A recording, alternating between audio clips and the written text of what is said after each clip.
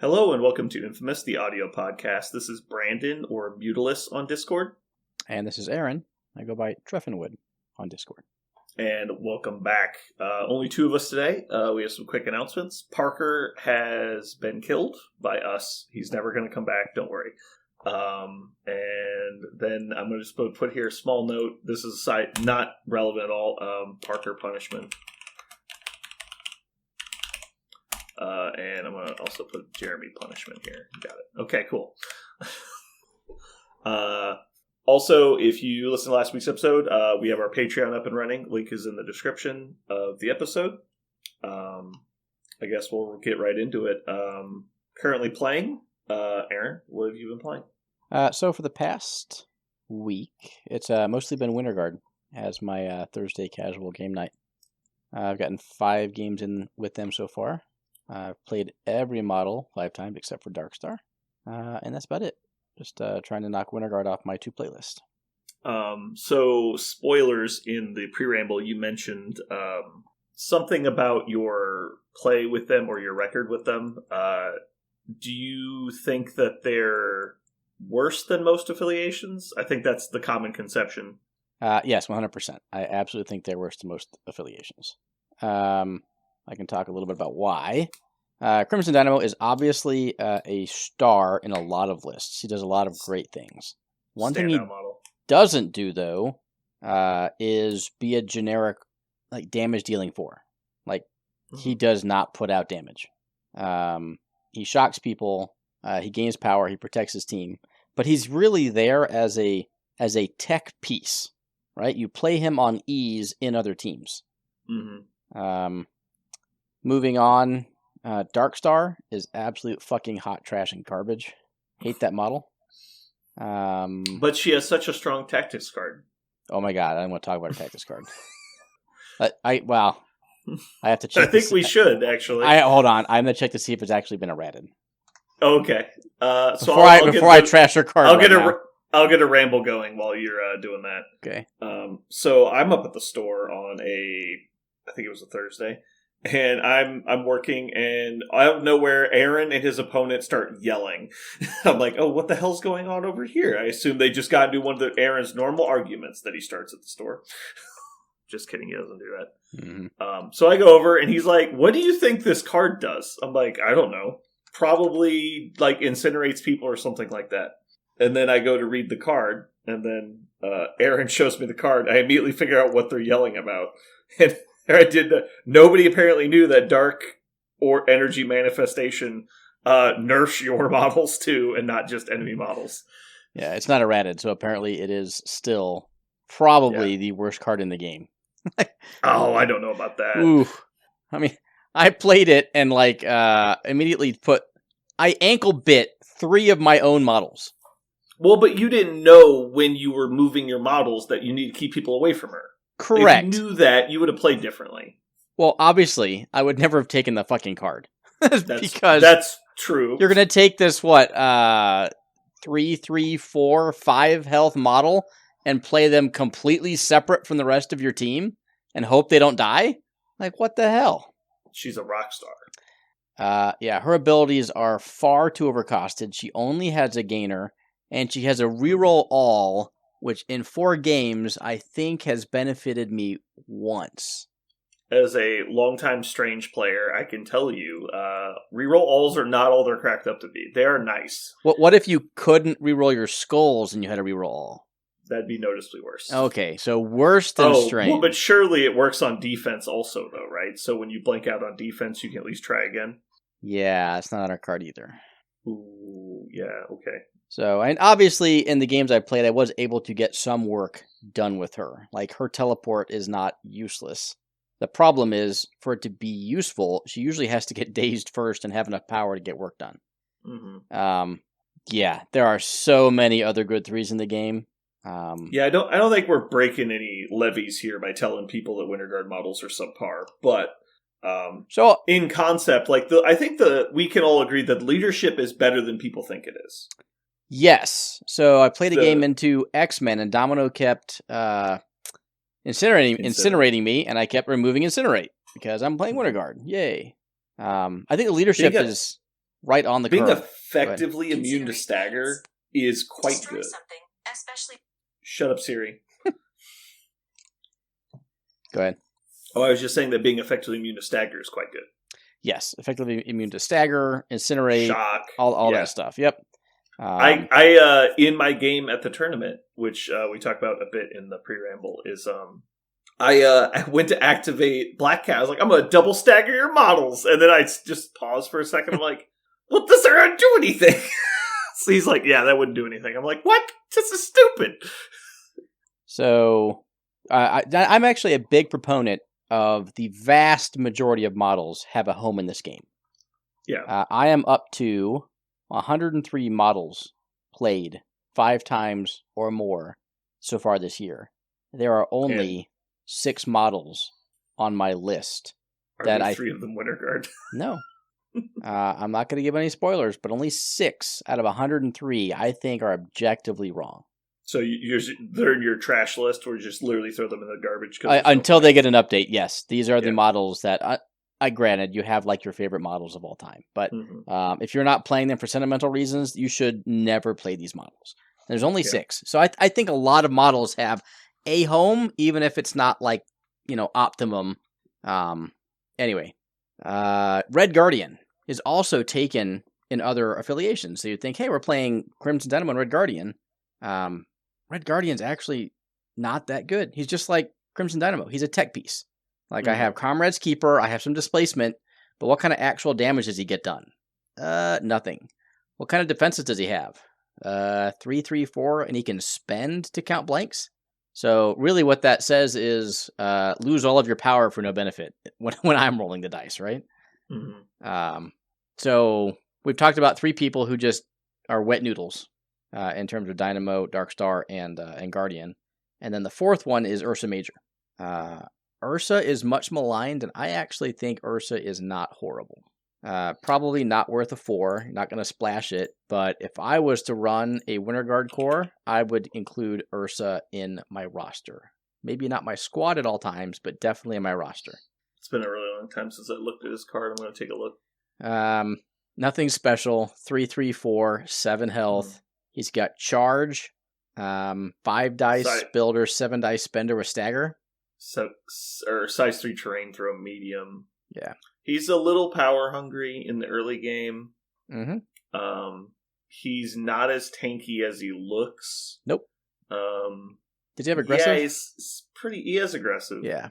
But that's the problem again. Like most aggressive models, you have to have a reason that you would ever attack them for that, because it's just a big stop sign that says "Don't attack me." And in his case, you don't have anything to say about that. And so it's like he's not like he has bodyguard or something. Oh, so I double moved him and picked up objectives. I'm like, great. I'm going to put the objective on the bear. If you want it, come get me. Yeah, but in today's meta, that doesn't mean they have to attack you. Yeah, I'm aware. Yeah. Yes. So that, like I said, there are lots of reasons why Winter Guard is. We're going to call it bad from a competitive standpoint. Yeah, I think it's a fair point, not to say that their models are bad necessarily, but just that they're very specific, and it's rare that you're going to have a collection of very specific models have a good cohesion on a random scenario, right? It's like you might need 1 or 2 of them at any given moment, and the leadership's usually nice, but how often do they combine into this Voltron of good? And it's probably pretty rare. Right. You got 2 slow movers, and no one in the affiliation does anything close to average amounts of damage. Yeah. Yeah, it's just not good. Now, and they're all slightly below the curve models in terms of Dynamo and Red Guardian, Ursa. So you can still play them well and win games and have fun, but you're going to lose more than you win against equal level competition. Go ahead. I wish the leadership just said, spend a power when you would be pushed to not, if you're contesting. Because I really don't like the random die roll thing, because it's not likely enough to deter them from doing it, and it's not likely enough to succeed. And so you're in this really weird spot where it's like, your opponent usually even fucking forgets you have it. And then you're like, oh, wait, I have this thing that might stop this. And then you miss the roll, and you're like, I don't even know why I'm here. It's really annoying. I think I have rolled for it once in 5 games and failed the 1 roll. Yeah. Because your models don't really get controlled that often, and when they're getting controlled, it's usually not being pushed. It's thrown. Yeah. It's only on throws? No. Oh, you're saying that the effect that does it is Ursa's throws. throwing me off. Yeah. There's lots of character throws, throwing people off points. Sure. Now, into Web Warriors or Wakanda, obviously, your leadership will get better depending on who you're fighting against. But right. So I've been playing Web Warriors. I've been playing into Wakanda and Winter Guard a surprising amount, which is odd because I played either you or Quentin or people in Springfield were all playing either Winter Guard or Wakanda, basically. So I played a lot of this leadership lately. I think it's triggered once, and I had the power to just do it again. So I was like, okay, I webline you again, and they're like, oh yeah, I forgot your rules are good and mine are bad. And then just like got pushed off the point anyway. I was like, oh god. And so that's what it needs to be like. It needs to be a resource, I think, and for future game design as opposed to the random chance. The random chance is nice that it's free, but they keep throwing this ability on there as like an extra part of the leadership. It's like, meanwhile, people like Storm have 2 good leaderships instead of 1 half leadership and another half leadership. Yep. So yeah. Anyway, back on currently playing. That's why I've been playing Web Warriors lately. Spoiler alert, I think they're good. I think I've said that a lot, though. I've been playing a Go Narrow version of Web Warriors a lot lately that plays Crimson Dynamo and Mysterio and Venom. Mm-hmm. And the whole concept is that, generally speaking, Web Warriors are afraid of going to an E because they don't want to stand there and let you fight them. And so I've been trying to play a version of the list that doesn't mind if we sit there and fight, because I'll win the scenario war while we're doing it. And generally speaking, it's successful. It loses some tools in other matchups, obviously, because you can't cover everything. Yep. So I lose some of my tools into the mirror, which is not great, because that means if I ever play a similar heavy control list, I'm at a small disadvantage. But I have a lot of the important stuff. Like I've got my 3 or 4 people that can take objectives. I've got a decent amount of board control. But yeah, it's pretty fun to play. It is a little restrictive at some point totals. But I think Web Warriors in general are kind of hit and miss. It kind of just depends on the game, because you're obviously going to have those games where just like dice rolls don't like you, and like their 5 dice attacks are one-shotting people despite your higher defense. Yep. But I generally can find that there's a line of play I could have made that probably would have done better, which is what I like about them, is that you can usually find the mistake in your play that led to your downfall, as opposed to just going, well, my dice, like, so it's frustrating. But yeah, they've been fun. Cool. I find that I almost never play ASM anymore, and he was in a lot of my earlier lists. Oof. I like ASM, but unfortunately, you just don't need him to win games. Like, the rest of the models in the list are so strong. Mm-hmm. Like, Spider-Woman, Black Cat, Gwen, Miles. Miles is honestly, like, the weakest model I played that gets played. Like, the only reason he's there is for the leadership. Yep. And honestly, I'm starting to believe that he's not even that important anymore. Like, if I lose the leadership, it's annoying. But honestly, in a lot of my games, he ends up fucking dying anyway, because his only mode of play is go get them. I actually really like Miles, just as a 3. I think he is undersplashed. He is definitely not a bad model, right? Yeah. Like action economy, extract steel, character displacement. Right. So the problem is he's inconsistent. He's a lot like ASM. Mm-hmm. If he has a good game, he's unstoppable. If he has a bad game, he's worthless, is what I feel. I mean, if he flubs every die roll, sure, but every character is going to be worthless. I think mostly just that he gets like 2-shotted and taken off the board. He only makes like 1 attack. And so if you just, and like the number of times I've rolled like the 10 dice and not gotten the wild is frustrating, but I know the math, and so like I know what I'm doing when I make those choices, and I know there's a decent chance I fail. Sure. But it's just like, okay, so like the gameplay of this was either he went and picked up an extract and hid, or he was the model I decided to push forward. He web swung in, didn't hit the wild, did like 2 damage, and then died. Or he grabbed an extract and ran away. And then there's like the 1 in 5 games where he, moves around, gets some power from attacking, throws somebody off a point, web swings in, venom blast, gets extracts, runs away, they're chasing him, he web swings again. It's like, those games where he's like superhero mode are great, but they're just very rare, because I feel like either people know how to play against him, or he just fails on his own, more often than not. Sure. And it could be lack of experience. Could be on me. I definitely am not trying to cut him, and I don't think I would have a better 3 to put in. He's just lackluster a lot of games. He is my 12th most played character this year. Mm-hmm. I will tell you... Go ahead. Oh, sorry.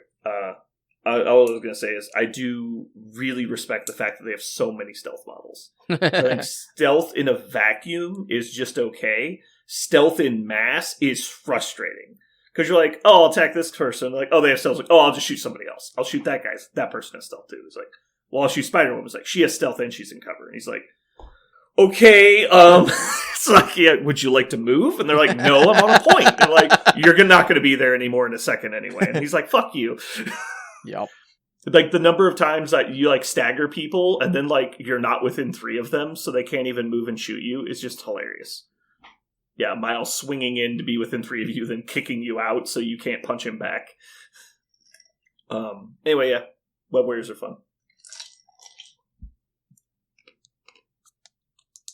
All right, next up we have a couple small topics, and we have a larger topic later. First one we're going to cover is the timing chart and dice mods. The primary reason we're going to talk about this is the Red Skull 3 leadership. A lot of people don't realize that dice mods that trigger, or not really even dice mods, counting dice as criticals must happen before the critical step. Therefore, the attack timing chart matters a lot on attack and defense. So, and I see a lot of people doing this generally wrong, which I know is kind of a small little point. I don't know, maybe I'm crazy here, but Aaron, when you go to a lot of tournaments, have you encountered this where your opponent doesn't roll anything until you're completely done? Specifically with Malekith and Domino, yes. Otherwise, no. Typically it is the same time rolling. Me and Jeremy have encountered this a lot, is that it's not every game, right? It's probably like 1 in 3 to 5 opponents. So it's like one person per event I'll run into where for some reason they just have this habit where they don't do anything until you're completely done. And so it's like, all right, I make my attack roll, add a dice for a crit, reroll 2, and then I look up and they're just staring at me. I'm like, are you going to roll your dice? He's like, oh, sorry. And then they do it. And like every single die roll is like this. I'm just like, what's going on? Like, do they not realize that we roll at the same time? Because it's not really at the same time. It's in steps. But normally we shortcut those because it doesn't matter too much. Because you're always going to do your free stuff. And then after your free stuff, you look up and see if you want to spend to do things. Yep. So now, in that situation, I would 1,000% put the clock on them. I'm like, I'm done rolling. Like, if I have to wait 3 seconds for you to, like, explode your, decide if you're going to reroll, whatever. But if you haven't picked up your dice yet, fuck it. Like, take as long as you want, but it's on you now. Yeah. And so the only reason we brought it up is because there's a new timing effect that happens. And previously it was only on a couple models, and it's expanding now. So the trigger phase for when you count dice that are skulls as criticals needs to happen before you resolve your criticals, or else you've missed it. And so Malekith, Domino, and now Red Skull 3's leadership, you need to make that decision because there's a cost to it before your opponent rolls their defense dice. Now, obviously, you can't expect your opponent to, necessarily know that. So you might need to explain it to them sometimes. But yeah, you need to make that choice before you see your opponent's dice. So as a defender, if you're rolling your defense dice just robotically at the same time, you might be giving your opponent extra information. Oh, absolutely. Yes. Yeah. Do you ever find that this is relevant in games? Like 1,000%, yes. Primarily it happens with Malekith on defense, I find, where if Malekith is attacking somebody and he's like, oh, I got the Wild Pierce and 2 other hits, and then they look up and you blinked out, they're like, I won't spend for my 2 skulls. And you're like, yeah, because you shouldn't have rolled defense yet. Correct. I actually think Domino's the more interesting one. Yeah. Typically, like, Malekith will overkill you, and it doesn't fucking matter. Domino with her 4 dice rapid fire matters a lot because I got a hit and a skull. Like, if I blocked 3, like, there's no way that they're re-rolling it. If I blocked 1, they will. 2, it's debatable. She can also be more power hungry than him sometimes, where she's only getting the 1 or 2 power a turn, and so when she explodes is sometimes relevant. Oh, very, very correct. Yep. But yes, if you're playing into Malekith or Domino, or now Red Skull 3, you should definitely not roll your defense dice until they have decided to or not spend. Mm-hmm. And I am guilty of screwing that up. So it's a hard habit to overcome. Am I crazy? The attacker technically resolves crits first, right? Correct. So if you're defending with Domino or Malekith, you get to see the results of your opponent's criticals before you decide to explode yours. Correct. So you can actually tell if you... I know I've seen times when Malekith players will wait and they're like, okay, I'll just spend 1 to block. And then they're done. They don't even need to roll the crit because they've already seen all your dice. Yep. Absent other mods, but yes. Sure. Yep. All right, so moving on to the next topic. We have a small topic called Know Your Opponent. This is going to fall into our pregame section. We've got some other stuff in there we've talked about in the past, like the importance of having safe extractors and having extract punishers. And so this is going to go into that same category. So I came up with this one. I've been wanting to do it for a while, but I didn't really know how to approach it. So we're going to have a little bit of a discussion. The importance for me on this is that I find a lot of players, most of them new, but not specifically new players, a lot of players in general, even tournament goers, will focus so much of their strategy on what they're going to do on a specific situation that they won't even consider what their opponent might do. For example, they look across the table, they kind of identify a couple key models, and then maybe sometimes they'll check the tactics cards of their opponents, and they'll come up with a strategy based on that little amount of information. And I feel like that's a mistake a lot of the time, and that people need to go a lot further into recognizing their opponent's strategy and resources available before they make decisions about their own list. I will soft disagree. Nice. Yeah. What you say isn't... Well, actually, I guess it is kind of wrong. God damn it. Isn't necessarily wrong. I think there's a lot of gray area in the middle here. So there have been many instances where people, not me, but people I've talked to have tried to do what you're saying. Like, okay, if I pick 17, they'll play this, and then all of a sudden they don't play that. And they're like, what? Like, they get in their head too much of what they think the opponent's going to play, and they try to outgame them, and then they end up with this list that they didn't want to play, but they felt was the best counter to what they thought their opponent was going to play, and then their opponent doesn't play it. So it's just too much opportunity to screw yourself up in the pregame. That's fair. That's definitely a good counterpoint. Now, what I will say are there's definitely some key models or capabilities in your opponent's list you need to be prepared for. Like if they're running, Parker's list of nothing martial artists, like I should probably have some mystic attacks to deal with Steve and Black Panther, right? Like, are they running voodoo? Okay, well, what is my plan if they put voodoo on the table? Malekith, Red Skull. Okay, what is my plan if they bring their big guy, whether that's Immortal Hulk or Malekith? I usually plan for the big guy, whether he's there or not, and that's something that can be debated whether you should plan to play wide or plan for the big guy. But I find I can more easily flex if my opponent chooses to go wide than I can if I didn't think they were going to bring Malekith, and they do, because I need the tools to kill him. I just need to play better to counter a wide strategy. Okay. So go ahead. This is obviously not a strategy you'll be able to implement well if you're still learning either your own list or the game in general. So this is a little bit more of an advanced strategy, but I think it is still really important. And like you were saying, obviously you do not ever want to get in a situation where you assume you're correct. Like seeing what your opponent has and just going, okay, well, we're going 17, so obviously he's going Malekith, Red Skull, X. And so I'm going to counter that exact list. That's not necessarily what I'm saying, but something along the lines of like you were saying, where my opponent has voodoo, I need to have maybe an answer for voodoo, or my opponent is playing a large model, I need to have an answer for that. But just looking through it and seeing what their options are. For example, if your opponent is playing fallback or mission objective or any of those cards, Brace is another big one, Indomitable is another big one. If you know your opponent has Indomitable, you're probably less likely to play something like I Do Know Who I Am. Or if you are, just keeping that in mind as an option when you make that decision. For example, if you are, you're playing Brotherhood and you see your opponent isn't playing Brace, like that opens up a whole new aggressiveness you might be able to lean into.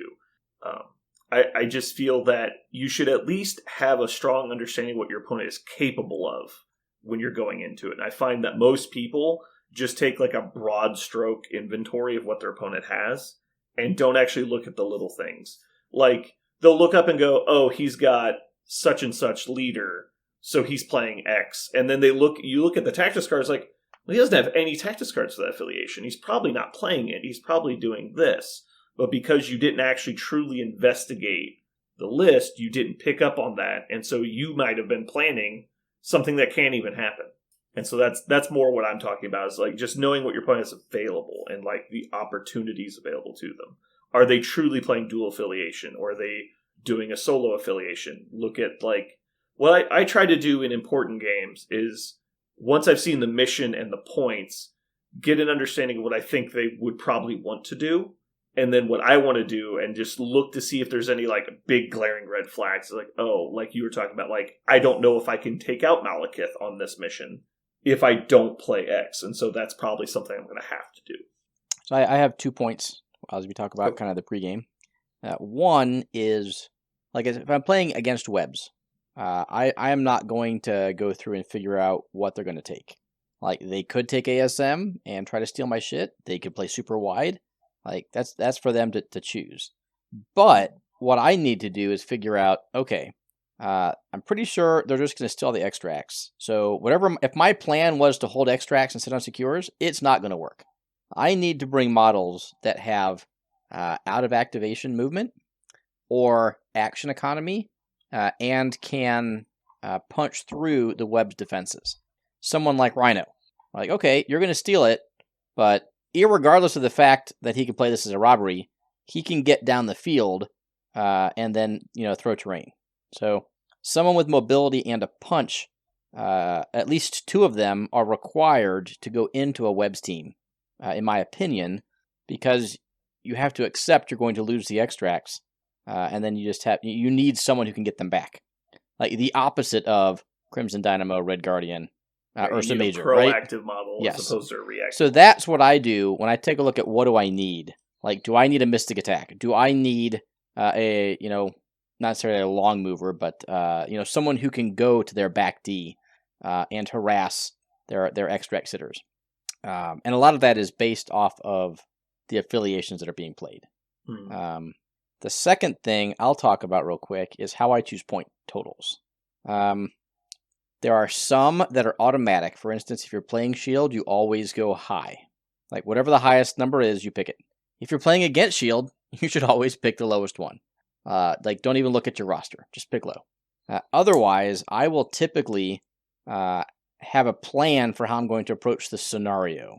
So I have roles for my models, whether they are grabbing extracts, getting secures, pushing people off secures, or being aggressive.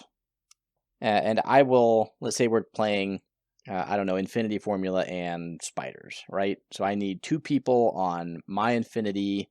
I need to try to pick up 3 Spiders. Like, where are these people going to go? And do I need a certain tech piece? So I usually start off my thinking with, do I need a specific piece into this matchup? And then the leader in that piece gets slotted into the first 2 spots. Then, let's say I have a difference between 17 and 18 points. I will build an 18-point list and a 17-point list.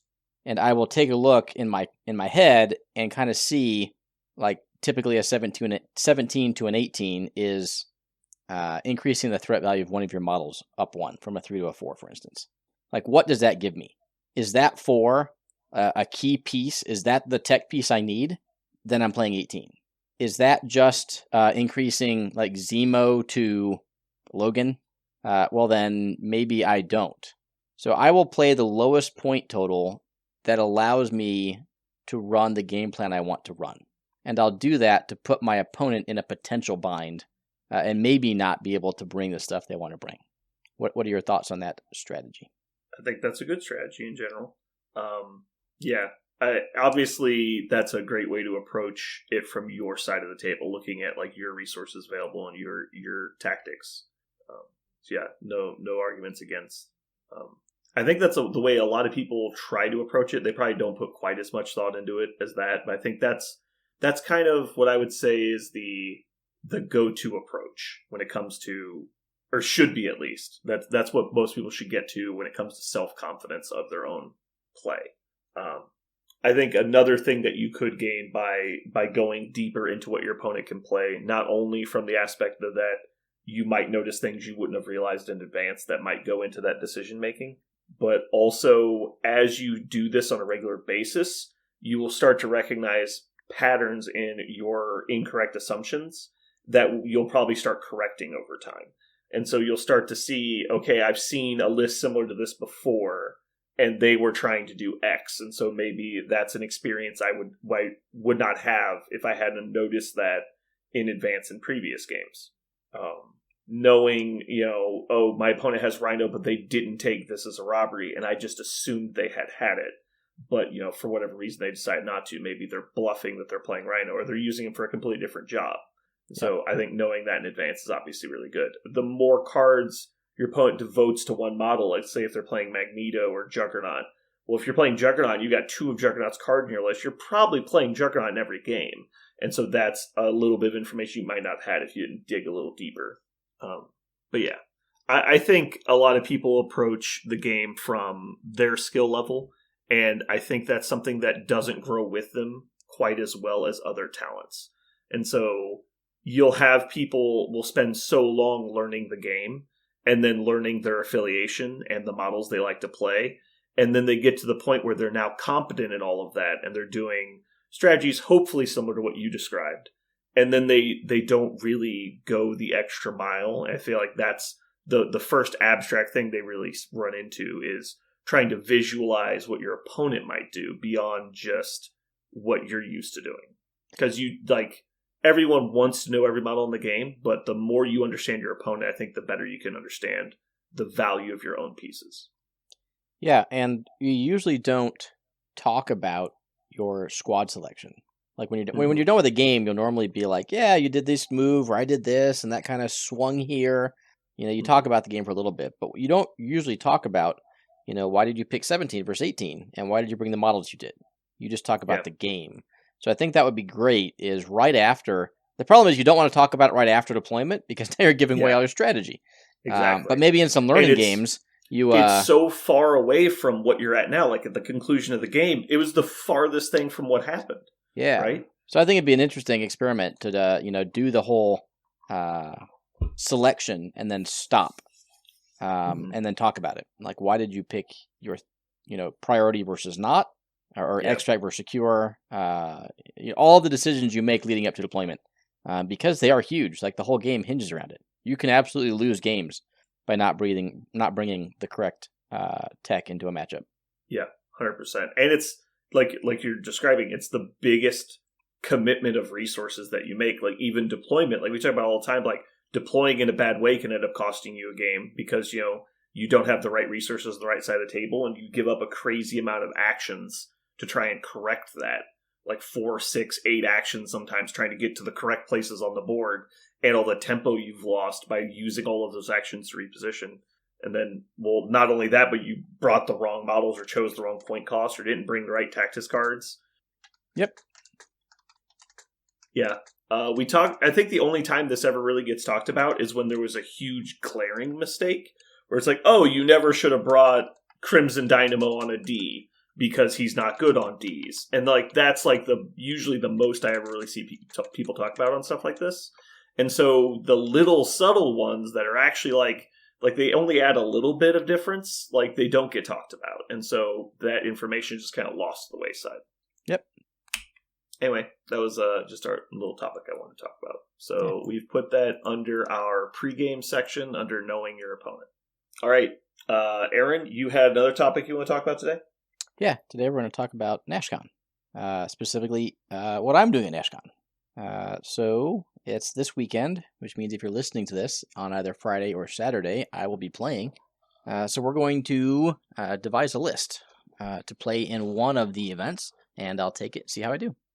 You'll be able to go on to, I'm assuming, Longshanks, and let me know, or you'll be able to find out as you're listening to this. Nice. But we leave tomorrow. We get in Thursday night, and there is a team event on Friday, a contest of champions or something to that effect on Saturday, and then a fun event on Sunday. So I have been continuing my quest to play all the models in the game. I experience the breadth of Marvel as opposed to the depth. So I have not at all, in any way, shape, or form, been practicing a Nashcon list, which gives me a little bit of the EBGBs heading into a high-level competition, wanting to do well, without any sort of actual list preparation. So that's where I'm at right now. I thought we might tackle the Contest of Champions list and kind of see how I would go about building one. How'd that sound to you? Yeah, that's fine. Okay. Do you want to send me the link for the Longshanks event, and I can put it in the show notes so people can follow your games? Oh, God. Sure. I'll get that over to you. And they'll also be able to look up which list you ended up taking. Yeah. I'll get that You don't have to do it at this moment. Yeah, just later. make a note. I think that'll be fun. So I asked our Discord what I should take, and all I can... Oh, boy. Yeah, exactly. All I can started figure that out... trolling early. Yeah, all I can figure out is people fucking hate me. So thank you, everyone. I really want Aaron to lose. I should play Sentinels, okay, or Dark Dimension. That was me. Or Sin Cabal. That was not me. Or a Two-More Shall Rise Hydra. Yeah. A unique take on Hellfire Club, Wakanda, Asgard, and Brotherhood of Mutants. All right, so do you want my selfish opinion here? Whatever opinion you have. Lay it on me. So, if I was being as selfish as possible, I think you should play Wakanda, Spirit of Wakanda, janky turn 1 bullshit, in an attempt to make that list more public, and therefore it will get nerfed. That list already won LSO. I'm not sure it needs to get published anymore. You think it does? Well, I think it being prevalent is what's going to get it nerfed, not it winning an event. Okay. So, from my perspective, with these wonderful suggestions sent in by everyone, I probably don't want to play Sentinels or Dark Dimension. I'm probably not playing Sin Cabal. I am definitely not playing Two More Shall Rise Hydra. I like the unique Hellfire. The problem is, I have played... Coming up with a truly unique list in a short period of time is always hard. Right, with 0 reps, right? Yeah. So my take on revisions. That would be an offensive-centered Hellfire Club using the extra power to funnel turn 2 charges and superpowers. Mm-hmm. As opposed to the standard Hellfire Club, which is DR models set on points and heal. Yeah. So I love the concept, but probably a bridge too far if I expect to win more than 1 out of 5 games. Honestly, I feel like the healing factor potato models also do a lot of the heavier hitting, and so Hellfire Club kind of does that already. I mean, obviously you'd be going about it a different way, but... Sure, I would want to play like Black Swan. Sure. Mm-hmm.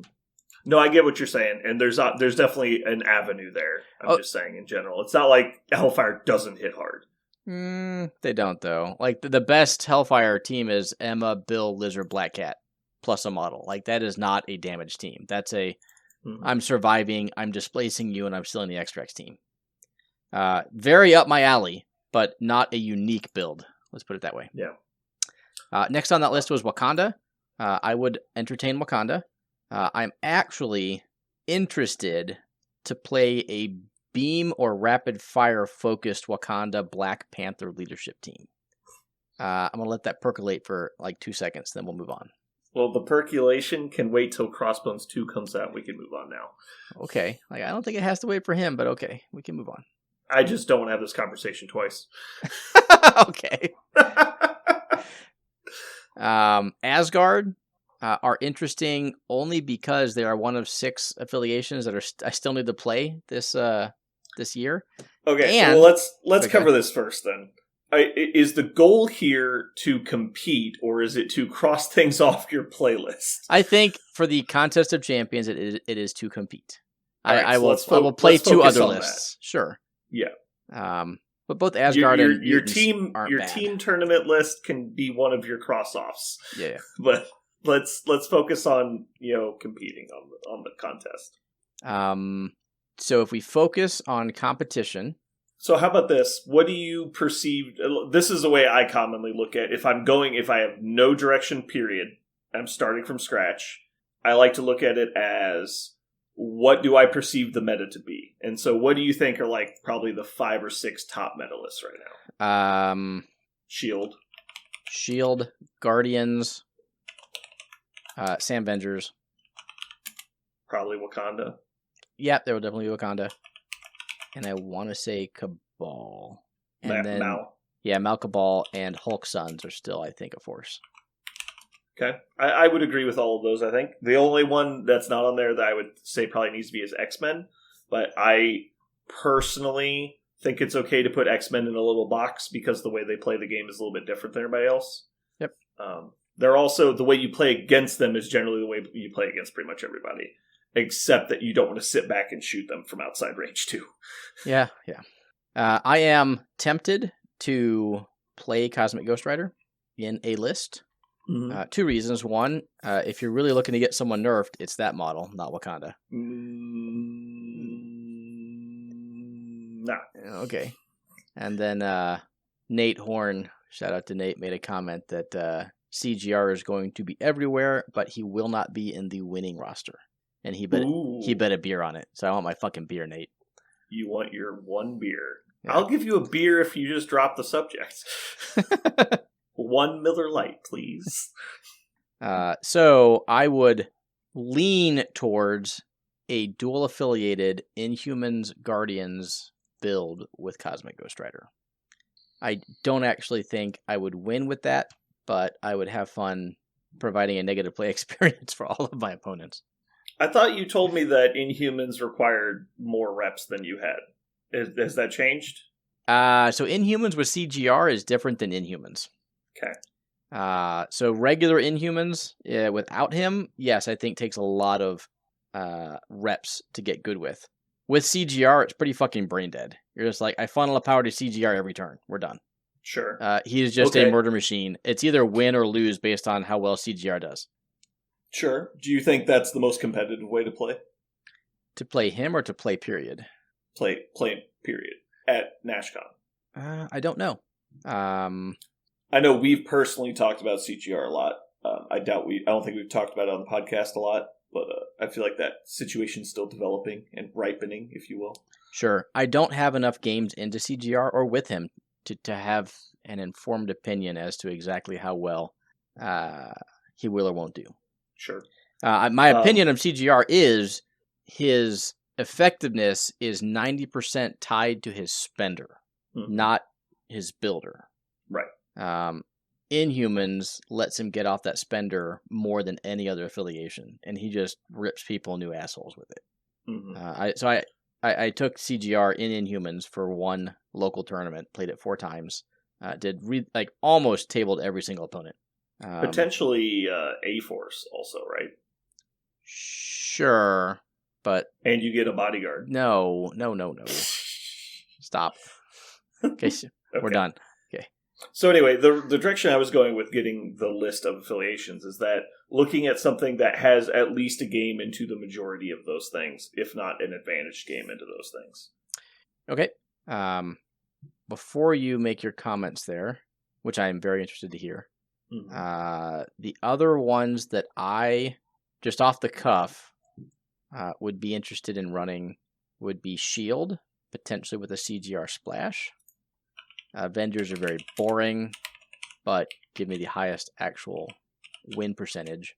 Sorry, what was the last one you just said? Avengers. Sam? Yes. I would be interested in playing Webs. I think they are very good, and I don't think they get enough love in the States. I think they're very popular in Europe, and I don't know why they are not played more in the States. Other than by, I honestly don't get it at all. The two to three people forgotten. who play Webs and are very good with Webs, but don't win major events with Webs. So, I'd be interested in running Webs. And Wakanda, also I think has a lot of tools with Jabari Chieftain and Killmonger. I am undefeated with Midnight Suns, so I should probably fix that by losing a game. So taking them to make sure I lose a game with Midnight Suns would make my son very happy. Okay, that's it. Those are my thoughts on... So this is all you're open to playing, or these are just what you're starting? No, those were... If I was not doing this with you on the cast, I would probably choose one of those that I just mentioned. And there are like I said, 6 different ones I just mentioned. So, what do you have for me? Okay. So 2 of your lists are CGR centric because it's in humans and Guardians with CGR, and then Shield with CGR. Shield does not have to be with CGR, but yes, okay. With or without then. Yeah. I think Sam. I think everyone thinks the Sam list is strong. Unless you're going to go with some kind of special twist on it, I would recommend not playing Sam. You don't have to convince me to not play Sam. For any other reason except than, like, if you're looking for new stuff, you're not going to reinvent the wheel with Sam, right? And so, at best, you're going to be the 5th most experienced Sam player in the tournament. And so it's just like 25th, sure. Sure, but but you played Sam. Like, it's not like you'd be walking into a new roster. It's just that, like, what are you really bringing to the table other than I'm now playing Sam? Correct. And so that's my only concern there is, like, I think that list is so well explored, much like the Shield list. Sure. You're not going to be surprising anybody. And so if you're walking into all of my opponents have 50 games against my list, like, what are you really accomplishing? Sure. I will also say, again, I am not going to win Nashcon. I would love to go 4-1. I think that's the ceiling. I think 3-2 is likely, and then 2-3 would be acceptable, but slightly disappointing. Sure. And anything obviously below that. So I would not really want to take just a cookie cutter list. Like, I don't want to take Guardians without CGR, right? I don't want to take Sam Bengers necessarily. If there is a more snowflakey list, like I think you're talking about. All right, so let's just knock Sam off the list then, okay. And we'll cut it down. You already said the list I was going to recommend, which was Webs. Okay. My next recommendation would probably be Hydra, just because I think Hydra is janky and fun. And outside of that, honestly, I think we have enough here to kind of make a decision between those. The only other thing, I mean, I like Sam on the list just because I think you need to practice Sam, but I also know you don't need to practice Sam, so. Yeah. The only concern I really have with Webs is I don't know how they play into Cosmic Ghost Rider. And I feel like their large amounts of stealth would be good, but it would be questionable against a model so mobile. Mm-hmm. And so it's more about, like, it's going to be a short game. Can you get the numbers you need to get before it's too late? And so you'd have to intentionally play a wide version, I think. But I don't think that's really anything new. I also think it'd be interesting, Cosmic Ghost Rider into ASM. I don't think Cosmic Ghost Rider gets him with his builders. So you're just trying to get Cosmic Ghost Rider to spend his power on pulls and placing so he can't ever afford the spender. Which, if he's not in Inhumans, gotcha. I'm not too worried about. On the other hand, watch ASM just get one shot by a builder. So, yeah. So that's the problem. Is, like, I think he smartly should never go for ASM because he's the only person that's likely to survive a round of combat. If you just go for everybody else, and once he downs half your team, you can't compete on points anymore. That's really the concern I would have. Now, if you've got Staggerbot 3.0 and all your models have stealth, it gets a little bit more concerning because you don't know if they'll get there, because even if they manage to one-shot somebody, what are the odds they're going to be in position to attack somebody else immediately? Yep. So, I don't know. Also, the fact that you're 6 points in without a contesting model is, you would think, would help them a lot. Yeah, I don't know. I definitely would want some reps of that before I walked into that game. Sure. Again, I don't have a lot of reps in the CGR. Mm-hmm. We're just gonna play it by ear with whatever list I go into. You played him enough to not make obvious mistakes, though. Played with him enough. I played 4 games with him. Okay, never mind then. Is that enough? You're gonna lose. Wow. Okay. Ooh, I lied. I played 8 games with him. Wow, what a liar! I know. Well, I guess I did play 6 Inhuman games in a row. Also, potentially, like, if they're playing, I guess they would have to kill a lot of your people to give you priority. Wondering if you could get him on the counterpunch one of those turns, cost him an activation. Because, like, it's not like he is immune to damage. He's just got a lot of health. He's also 4 dice counting skulls, so I mean, 4 dice counting scores is cool, but like I know that averages 2, so yeah.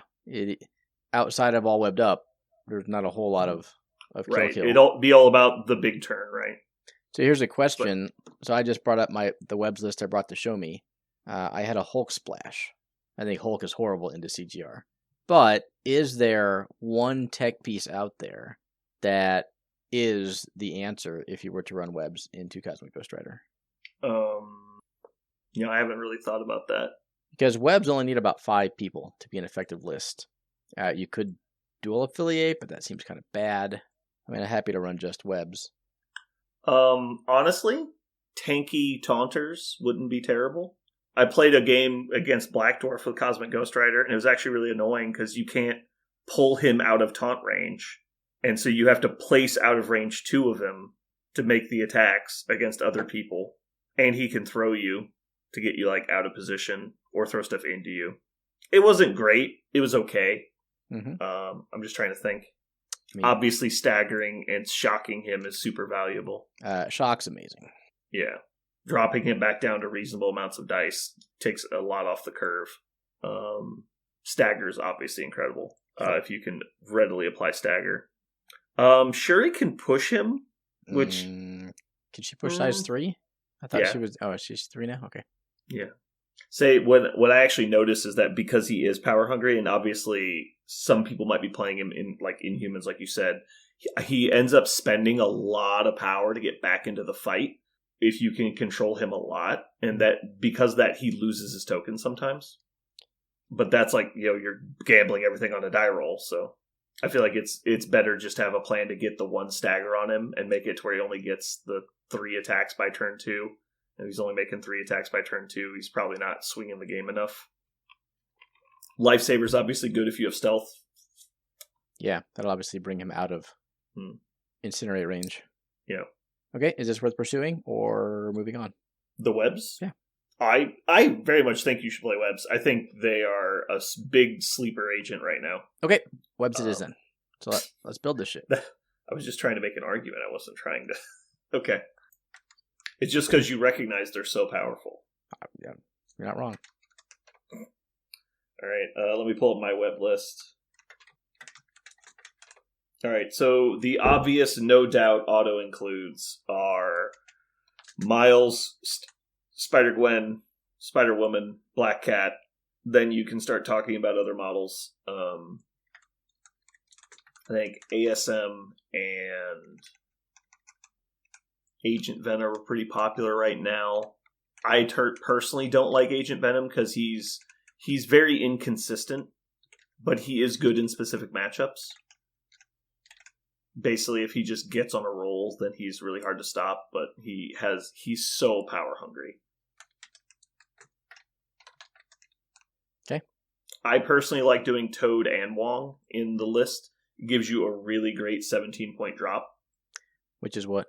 It's Spider-Woman, Miles, Gwen, Black Cat, Toad, Wong. It's 6 wide at 17, and you've got basically 2 Venom Blasts and a Steel, and then Gwen and 2 2s. And then you've got Wong handing out extra power on the first turn, so a lot of stuff comes online, like the Gwen double move web line, turns Black Cat on turn 2, Miles web swing, obviously there's a ton. Toad is actually really, really good because he gives you a throwaway midline safe stealer.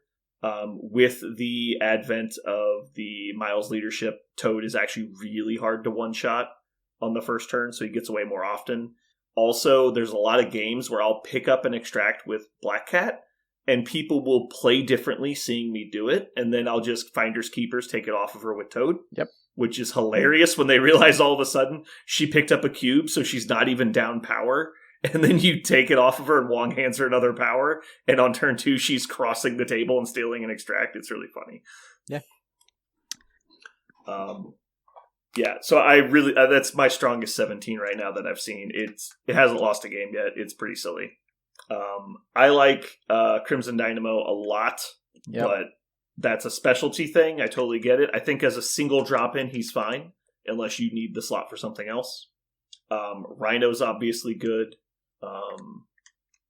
Other 4-point drop-ins. I play Venom, but honestly, he rarely makes the table for me anymore. There's just so few matchups where he can take the hits of the big people, while also you couldn't just win going wide. But I do like him. He is a fun tech piece. I imagine you would probably end up playing Agent Venom instead, though. Yeah, I'm looking at it. Mm-hmm. So I've got Toad, Wong, Miles, Gwen, Black Cat, Spider-Woman, ASM is 7. I really do like to have an Hulk option.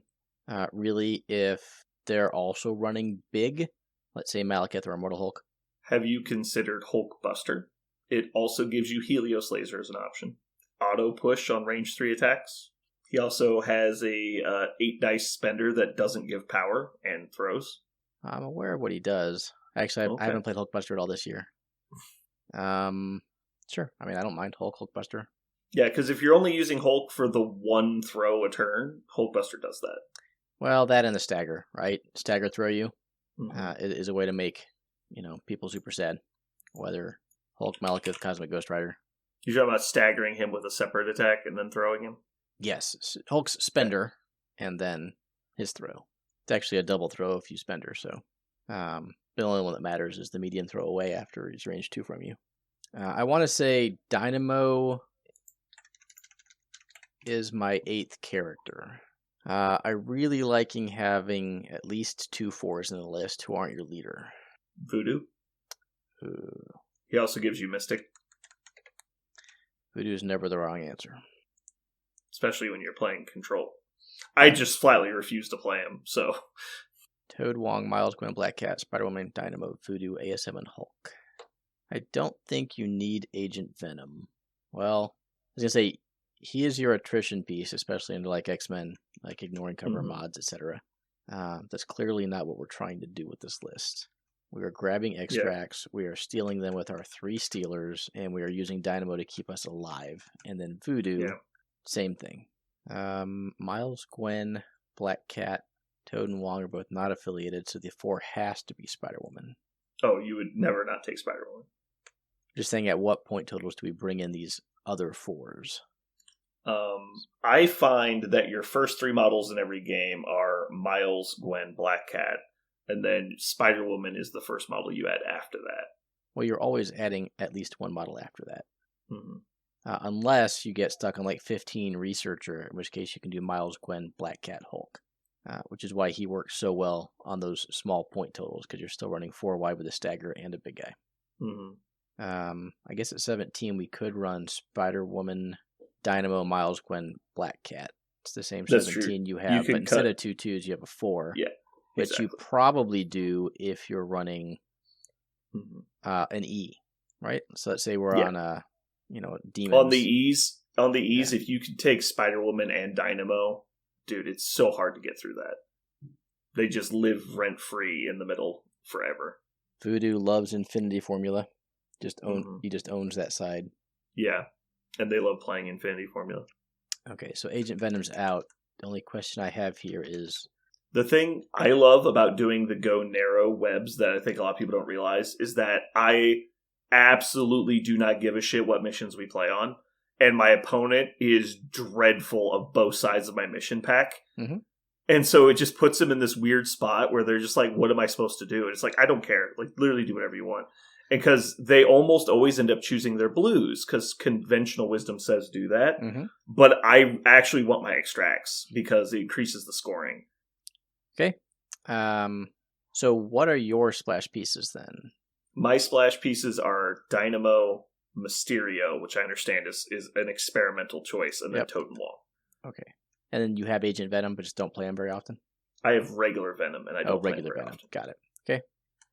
No, But I think it's a fine choice, especially if you're worried about playing like X-Men on pay-to-flips, which is probably, honestly, your biggest boogeyman on any scenario is probably pay-to-flips. And I think you're fine on them, it's just not ideal. Sure. I would rather play on Demons than Mutant Madman as my webs list. Makes me want to add Daredevil into the list. Mm-hmm. But I won't. But because of that makes Agent Venom quite good. Because of what? Because he's a 4 physical, and he's good against X-Men. Oh. He's range 4. Yeah. Oh, he's mobile. So who do I drop for him? What are your 4s? You got Spider-Woman and Dynamo? And Voodoo. I would say drop Hulk personally, but that's because so many people are playing anti-big guy tech right now. Like, there's so rarely you'll have a good drop for him. Okay, so where there's not a counter piece. What do you run into Thanos or Cabal on Researcher at 15? I don't think Cabal is a problem. I think you just play Dynamo. And you play the points game, and you just be very conservative about what you let him attack in the early game, because you're going to win the long term as long as you keep your important models alive. Thanos is more interesting, obviously. So, in my mind... I don't know, because Thanos is as the control piece wants to go last, and I don't feel like he can displace Dynamo, and also have it be impactful, because if he goes last, displaces Dynamo, he'd have to get them so far away for you to not have a play through, like, fallback, recal, escort to safety, / lifesaver, to not care about the first activation that much. Mm-hmm. It's possible. That's why I'm concerned about it. But honestly, I don't think it'd be the end of the world, because I don't think he'd end up getting a big turn to like turn 3. And I think, honestly, you should probably be up points by then. But Researcher is scary against Thanos. But I mean, you've got every tool you could basically want, except, like, I don't think Hulk's the answer against Thanos. I think something different like Pyro or Voodoo would be better, but I'm not sure. I know when I was playing Thanos, the list I'm playing is the thing I would be most afraid of. So I just don't feel like it'd be that scary. Oop. Yep. Okay. Tell you what, I'll bring Hulk and take him out of the list for now. I'll think about it on the ride tomorrow. So for now, the list is ASM, Spider-Woman, Dynamo, Voodoo, Agent Venom, Miles, Gwen, Black Cat, Toad, Wong. And the only reason you're playing ASM is for the turn ones, or are you just playing him because you like ASM? Both. Okay, fair. I like ASM. I just find he gets cut. If you're playing on a 15 with Dynamo, he is really fucking annoying. But it's got to be like high points. 5, 4, 3. It's 3. just yeah. It's really just because the rest of your models are so good. Yeah. No, I'm familiar with webs. Okay. The only issue I have is I just got to figure out exactly what I play down the center line. So you need Miles for defense. Gwen is nice, but she's not required. But if you're playing like Researcher, you need her. Then obviously Dynamo. ASM is nice. I play Venom, so Venom usually comes in for me. And then also Mysterio is an option. Wong is great because he can usually heal your models that are really tanky, like Spider-Woman and Dynamo from the back point. And so then they just become immortal, basically. Also, he can, when there's like an odd power on Dynamo mid-game, he can just throw him a power and you can waste an activation and keep screwing your opponent's activation order. So why are we not playing Beta Ray Bill here? Because I don't think you have the tactic slot for eyes. Ooh. Well, we're going to figure that out in a second. Yeah. So that obviously gives a ton of flexibility in the list into being able to pick up a center line with him and not have to play ASM to do it. So I think personally you should be playing Toad, not ASM in most of those games. Because replacing ASM with Toad and pick a 3 is super good in comparison in the long game for me. So, sure, I can understand that. And that's also the Wakanda Jank list plays Toad and ASM to take the middle and then take their back. Right. So if you're going first and you want a safe extractor, like you have to be playing Legacy Virus or equivalent basically for ASM to be worth it for me. Unless you're trying to dive the back line, and I don't like that line of play if you can't also get back. And because of that, I don't think Eyes is even worth the option. You have such good 4-pointers, like I find it's better just to steal it from them a turn later than to do all this turn 1 jank to get it on the first turn. It's not jank, it's a card. So the reason it appeals to me is if we take Hulk out, Bill is a great Hulk light for, say, Researcher. Because he can do everything Hulk does, most of what Hulk does, in terms of being relatively hard to kill, throwing size 4 off points. So if I'm worried about a weakness being a need to brawl, there are not a lot of models who take it on the chin better than Bill point for point. Yeah. And he gives me that the eyes play on, let's say, spider infected. Sure. Well, let's just start with the tactics cards now then, and that way we can talk about it. Okay. So, in my opinion, the obvious restricteds are Sacrifice Embrace. I will concur with that. Okay. Then your auto includes are All Webbed Up, Spider Tracker, Fallback, Mission Objective. And then Aunt May's Wheat Cakes is a pretty accepted auto include. So that puts us at 7. We're going to add, no matter the cost, Recal and Eyes. So I disagree. Why no matter the cost? Are you doing no matter the cost for the steals? No, I'm doing no matter the cost. Well, options, right? So it's either a turn 1 stagger onto, say, a Malekith from Black Cat, or it's a turn 2/3, steal from Spider-Woman or Miles, if I need to. Okay. If you take Wong, you can just also engineer that same effect. True. So options, right? So this means I don't have to take Wong. I get it. I can take Wong or the card. Yeah, I get it. It is a generically good card. I am never sad I take. Sometimes I don't use it, but I'm never sad I took it. I don't hate Recal, but I feel it's kind of wasted in them sometimes because of their heavy dice mods on defense on a lot of your characters. That it's erasing your dice mods and then also giving your opponent the reroll. So it is less efficient with them than most things. I took it was Escort to Safety instead. Sure, that's an easy play. I think it was in the list because I had Hulk, and I think you always want Recal if you have Hulk. Right.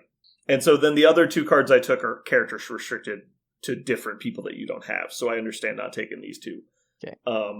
You put in... Trying to remember, you had Agent Venom, yes or no? So I have him now, but I think that's who I would cut for Bill. Okay. I am still not a fan of Eyes, but... Let's just call it my safety blanket. Sure. I find that it will be very rare that you will end up having your opponent's reds, because so many people will choose their blues when they see your mission selection. Okay. So let's talk about what we choose for our reds and blues. Okay. I know what I had. I think the blues are painfully obvious is Scoundrels, Infinity Formula, and Riots. Those are the 3 I had, so we are painfully obvious together. I'm glad we we weren't butting heads right now. I have a sleeper pick in my extracts that our local Quentin tells me I'm insane for. So the obvious is Cubes and Spider Infected, the 2 Fs. Yep. And then the third is Senators, which is he thinks I'm insane for. But every game I've gotten Senators, I've won. So the general fear is that you'll run into that Brotherhood list. But I'm just like, dude, even if it's you pull the 1 in 100 matchup, it only works 30% of the time. So I'm just not worried about it. I think Web Warriors are uniquely situated to get the extracts off of those Web Warriors, the Brotherhood. Correct. Right? Because also, you're stealing with 3 people. You're like, great, you have Hulk and Juggernaut. Guess what? I'm not trying to kill you. Mm-hmm. Well, you can't steal if you've already got one, but yeah, if you're down 5-1, that's not a problem. But also, now that Deception's been restricted, and Brotherhood's in the worst meta place they've ever been in, like, I'm really not worried about seeing that list. Like, it's a 1 in a million chance. Like, just, if you're more likely to lose to other things than that. And so there's no point in planning for it. Okay, so how is Senators better than Paranoia? Obviously, you're not taking damage. It forces your people to a more attackable location than Senators does. Paranoia forces to a more attackable location. Okay, because it's on the midline versus right. back 3. Versus being like a range 2, yeah. Uh-huh. A lot of your people can just 1 move pick them up, which doesn't sound great because you can't move twice, but it does allow you to do things like throw impact webbings at them. Yep. Which is super relevant. It also allows people like Toad to pick them up from really far away. And then because your health pools are so small, it removes the odds that you get one-shotted in the following round by a lot, because you're not only farther away, but also you have an extra hit point. Also, the difference of scoring is actually, I think, more noticeable, because let's say, and this could just be a misconception for me, so I'm going to do the math, is, let's say we both get 2 points, that's 3 each. Well, in Senators, that's the standard, right? Because there's 3 each. So if you get 3 of the paranoias, you score 4, and they score 2. If you get 1 extra of Senators, it's 4-2. So the only way it breaks it up is if you can also... You have to get either the 6th one, or you have to get to split up their people that are scoring the extra one. Sure. It's like the way the math gets different. I think webs do that better than others. Because webs are generally going wider than the other people are. And so that might be also and they part have of my displacement. List, sure, they have displacement. But that's why I'm thinking Senators actually makes more sense, because if I'm moving long, their ability to only move once is actually hindering them more than it's hindering me. And a lot of my people have places, so I can get further away. The paranoia, because it forces you to group up, can create some weird situations, which admittedly some of the web warriors can break up. It forces one group to be close to each other. Right. Paranoia is not researcher. Exactly. So, but the thing I'm thinking is that so many of my people have the ability to take extracts away from people that or are fast enough to get over there, but also so many people have stealth that you can pick up the things and you're not within stealth range of each other. And so starting turn 2, they can't even attack you, as we're paranoia, we're staying in melee range of each other. And so it's just like a different landscape on turn 2. And also because you've got so many fast models, I am threatening picking up like all of your Senators. And so it's just a much more aggressive turn 1 play that you cause. I would like to play that before taking it to tournament. Ideally, do I double move Toad and pick up a back Senator? Right. And also because so many of your models have Wall Crawler, the terrain in the middle of the table is actually incredibly impactful. Sure. And for most of your models, it doesn't matter, which is big. Okay. I'm convinced that I will at least try it. Okay. Spiders, Struggle, Senators. The 10 cards. I still don't love the 10 people. Definitely take both and think about it. But I would pull up breakdowns on Critwild and start doing the list and see how many of the lists you like Bill in. Because I feel like Bill is great on Researcher, but in every other game, he's a 4-point rock or that demons, just stands there. Like immune to incinerate, sit on the center. Heck yeah. But you're only usually taking him if you're also playing Crimson Dynamo, right? Bill? Yeah. Based that's on the whole shape. If you're just going to replace Dynamo with Bill, we would do that. No, it's both of them. So I can go... So you're 8 points in with no affiliateds, which isn't impossible. It is very doable, but it locks you into that format. And you've got 2 slow, power-hungry models in the middle of the table. I'm okay with that. Like, I would play as a 17 on Demons, Dynamo, Bill, Miles, Gwen, Black Cat. I feel like you give up. If you're playing that on, like, Demons at 15, then I 17. Just feel like you're...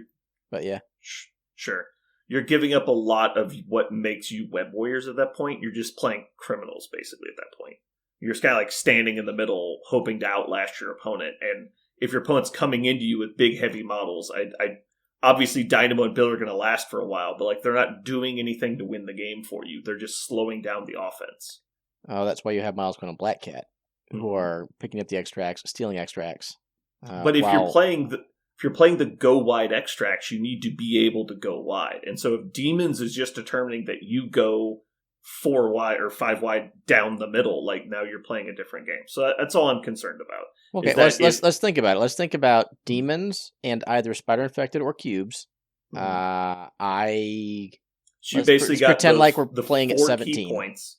Yeah, you've got the 2 back Fs and then the 2 Es are the important points you have to get to. Obviously, you're going to the middle first to get the middle extract if you go first, which is probably with Bill, which he's ending in the middle anyway. So Eyes is pointless, which obviously you wouldn't play, but... Correct. I'm not entirely sure I'd go with Bill first. Even if the middle extract's open? I guess it depends on what they're playing. But there's a lot of times, Bill's tanky, but he could just die if he's your first person you move and sit on the middle. Yeah. Problem is, we can't do a 4-4-4-3-2 because it's not affiliated. Mm-hmm. I mean, Right, so like that's why I always do the 6 at 17. It just seems to work so much better. And you just play the extract game. Like, I don't need demon points to win this game. I've got all the extracts by turn 3. So I only need to hold my back point with, like, fucking Wong. And then you can have the middle blue. I don't give a shit. I'll just take everything else. I would be tempted to play Bill, Eyes, grab the middle, and come back and have Bill sit on the back for my first activation. Mm-hmm. And then both Spider-Woman and Black Cat run off to get things, while Miles and Dynamo pick up... Oh, I don't have Spider-Woman, sorry. Black Cat and Miles, I guess, go down, and then Dynamo and Gwen pick up the spiders and sit near my back point-ish. And I leave the middle for him, and then sometime turn 2, Bill moves up and pushes/throws whoever was on their off as a late activation round 2. Yeah. I don't know. There's a lot of different ways stuff could play out. Yeah. So my go-to is Toad takes the middle. Yep. And then as soon as possible, Wong hands Gwen or Black Cat a second power.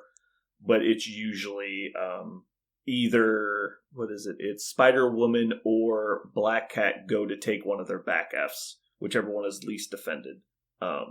And then I take my 2. Gwen is in position to lifesaver Toad, depending on the situation.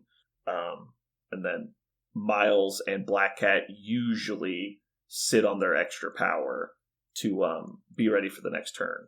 And they just sit wherever the secures are if I need them. Sure. So the back Foxtrots are usually... You can get to both of them if terrain's not a factor and you're centrally deployed. But I don't think... Like, if you have Spider-Woman and Black Cat deployed on your center line, but just both offset, right? The center line goes between their 2 bases. I'm not sure whoever's deployed right can get to the left F. They can't. You usually have to commit. I believe you have to commit. Yeah. Okay. So I usually, you're trying to deploy them last, but you've got 3 speed longers in that list. And so you have multiple redundancies depending on the situation. So if you have to put one down earlier than the rest, you can. And then it's only 2 longs. Oh no, Gwen, Black Cat, Miles. Okay. Yeah. Okay. The 3 girls are all longs. Yeah. You surely don't double move Gwen to pick up an extract though, right? Usually not. Obviously it depends, but a lot of my games I've been playing, everyone's playing this strategy of I'm going to send the long movers to your back Fs. And so depending, sometimes Gwen goes to make, because like they've abandoned their side. Mm-hmm. And so I'm like, okay, well I'm just going to go over there because you don't have anybody left. She also has the fun thing of if Wong gives her power, she can, after they've stolen mine, like if we're doing Cubes Infinity, I move up, pull them off my Infinity formula, then she moves up and picks up the back one or something because she gets to do a spider technique on the way there and pick up a power because she hits somebody. And then like she creates weird situations that normally you wouldn't have access to. But yeah, ideally you want Black Cat and Miles to save their power, but obviously it depends on the mission. Yeah, that's another reason to actually take Bill, though. He can get to a back F if he's deployed across from it. So if I have Toad in the middle, and let's say Spider-Woman left, Bill right, I have options to take either of their Fs, whichever one they don't. And I'm relatively comfortable with Bill and Spider-Woman, obviously, depending on the exact matchups. But they should be able to take it on the chin for at least get enough power to play fallback. Okay. Cool. I think it's interesting how much we differ on like play styles when it comes to like this same situation. Yeah. Because every time you're like Bill, I'm like Bill does nothing. It's like I love Bill as a model in the game, but like in this situation, I'm like that is a waste of a 4-pointer. Like your 4-pointers do a lot more than that. I mean, it's just like I just play Eyes and use Bill. I'm like, oh my god, that's such a waste of resources. in my brain is screaming. Sure. But also, like, I see so many people use it incorrectly that I'm just like, okay, well, I know you've heard the term Bill Eyes so many times that you think it's a basic strategy of the game. It's not. It's used in like 5% of games, but everyone does it. And it's insane to me. I'm like, you realize like there was no chance I was going to try and take that from you, right? It's like Bill moves up, takes this, moves back, stands nowhere. And I'm like, what are you doing? You're so afraid. They're so afraid of 5 dice attacks hitting their random 4-pointer that's designed to be hard to kill. Anyway. Okay. What do you? What's your prediction on my record with this list? Depends on who you play.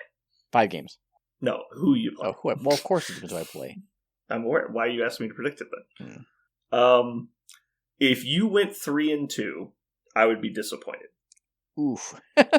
Okay. Obviously, it matters on when you lose, right? Like if you go 3-0 and then lose to like a top placer and then lose to a guy in the top 4, you should never feel bad about that, right? And honestly, you should never feel bad about your record in general. Like it all matters on like the individual games. Do you feel you did well in individual matchups?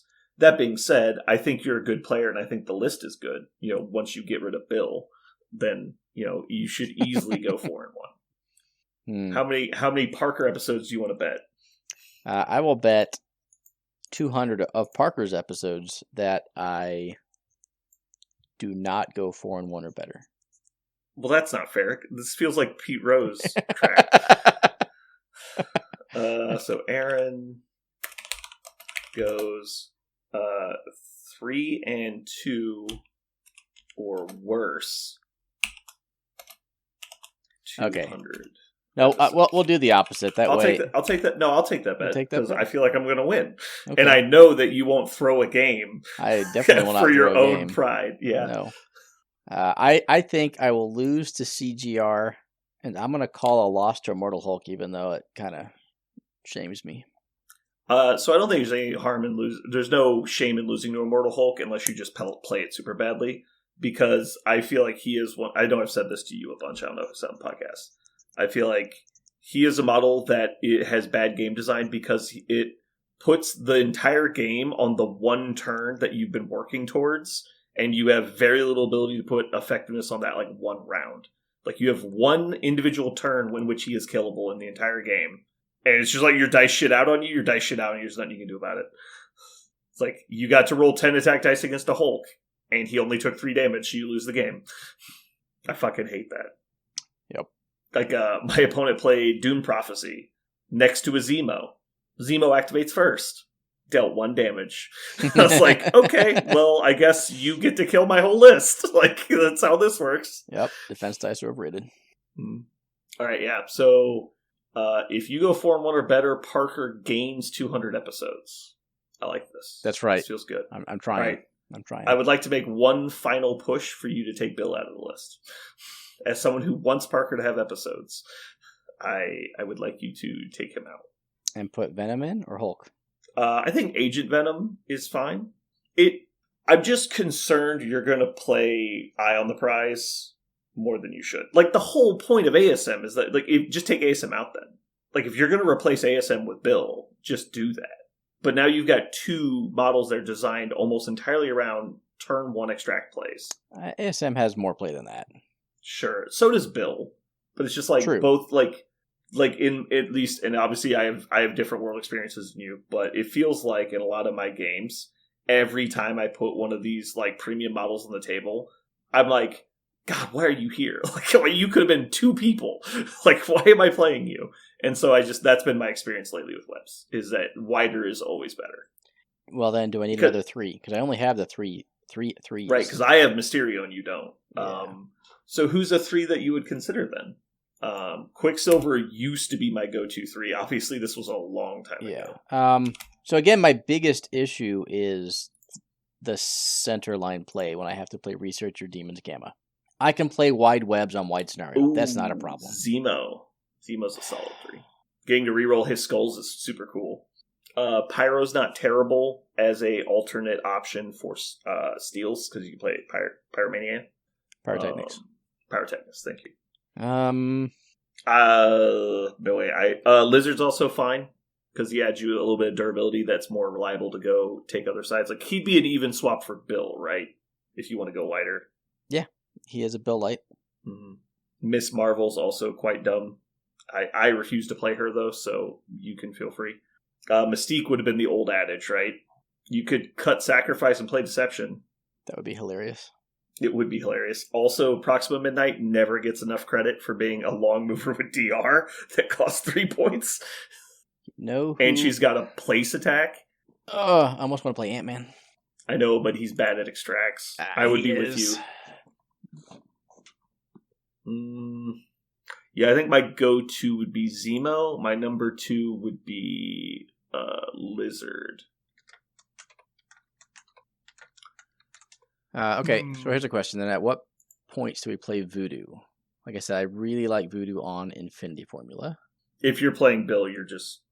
I don't think you can play Bill and Voodoo. No, clearly. No, Bill is really only there for the centerline stuff. It's really why he's there.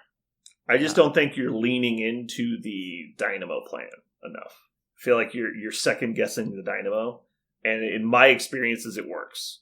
So I do like some Dynamo. You don't have to sell me on him.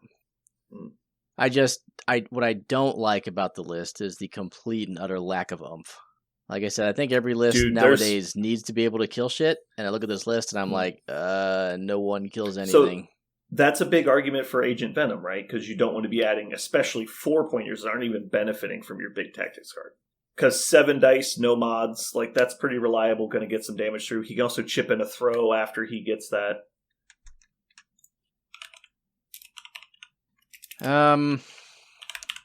He would have to flip with 9 power to web swing all webbed up beam 9 dice.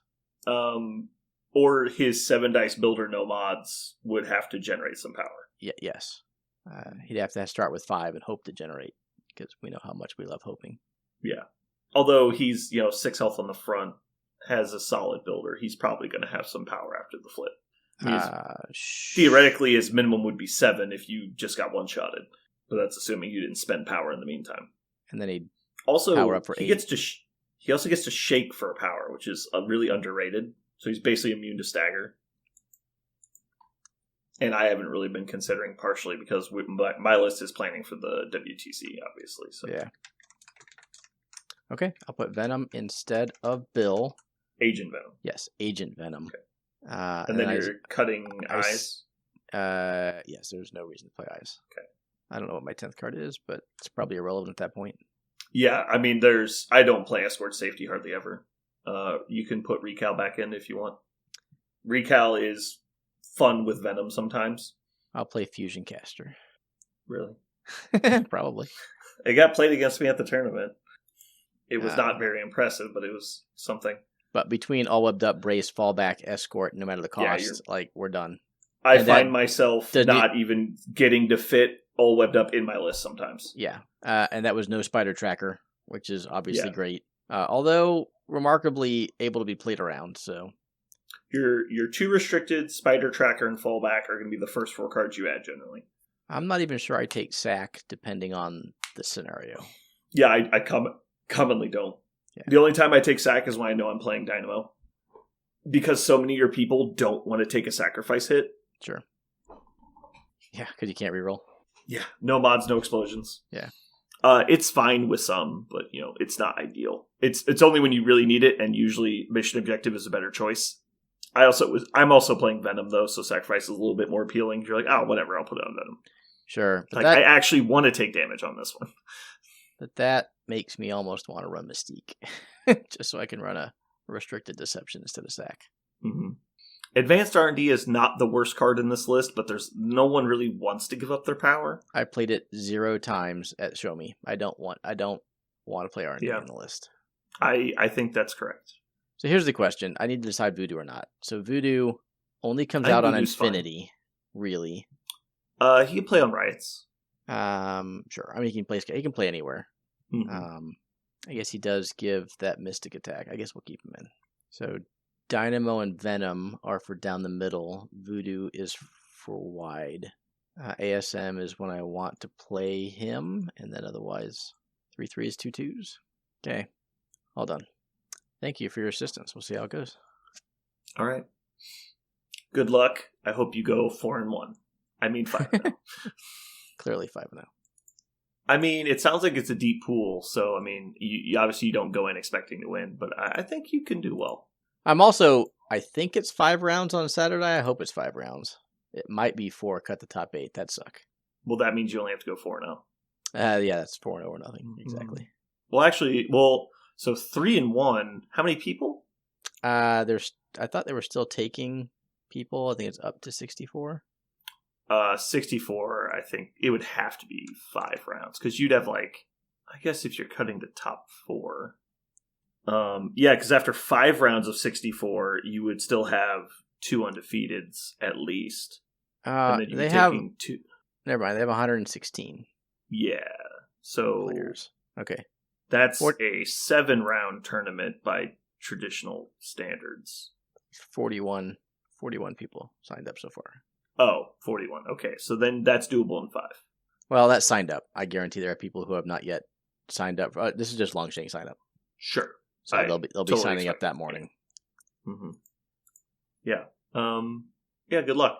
I kind of wish I had gone. I'm glad I decided not to go due to other things going on. But Sure. I bet it's gonna be a good time. That's cool. I could have given you Tim's hostage token. I still have Tim's power token from Show Me. All right. Cool. Do you have anything else you want to cover before we wrap it up? No, not really. Okay. All right. Well, thank you guys for tuning in. This has been Brandon. And Aaron. And you've just listened to The Gruesome Twosome.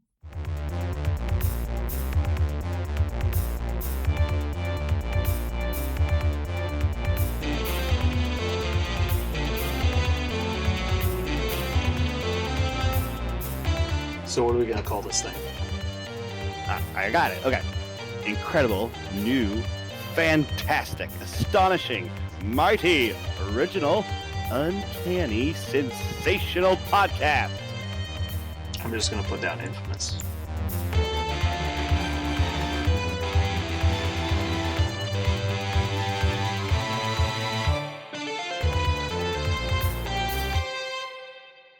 All right. First order of business.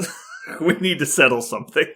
Oh, do we? Going to the movie votes from this week, I'd like to point your attention to the fact that I'm currently tied with Jeremy. Now, I want to explain the math on this, because see, I earned 7 votes, right? I got 7 votes. Jeremy also 7 votes. However, Jeremy did not enter all 3 of his submissions. I added one of his, so I should get 1/3 of his votes as well. Because we had to veto 3 of his picks, and so I had to emergency add Pearl Harbor, so clearly that's worth 2 of his votes, and I should have 9, he should have 5. Would you agree with this, Aaron? Despite the argument, everyone's like, why is Pearl Harbor on this list? So, you kind of have to give him props for being tied for first, despite having Pearl Harbor on the list. I strongly disagree, because people overrate Tombstone.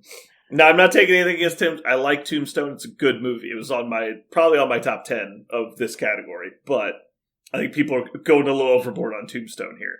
I mean, I think too many people honestly haven't seen every movie on the list, and they're only voting with the movies they saw in the 90s. And I'm like, yeah, those are good, but also other movies. Well, clearly, if you look at my vote total, I highly disagree with our listenership. So, yeah. How bad was it? I didn't actually look. I received 0. Nope, one vote. 1 vote. Yeah, I'm gonna view these reactions. I'm gonna call people out. Hold on a second.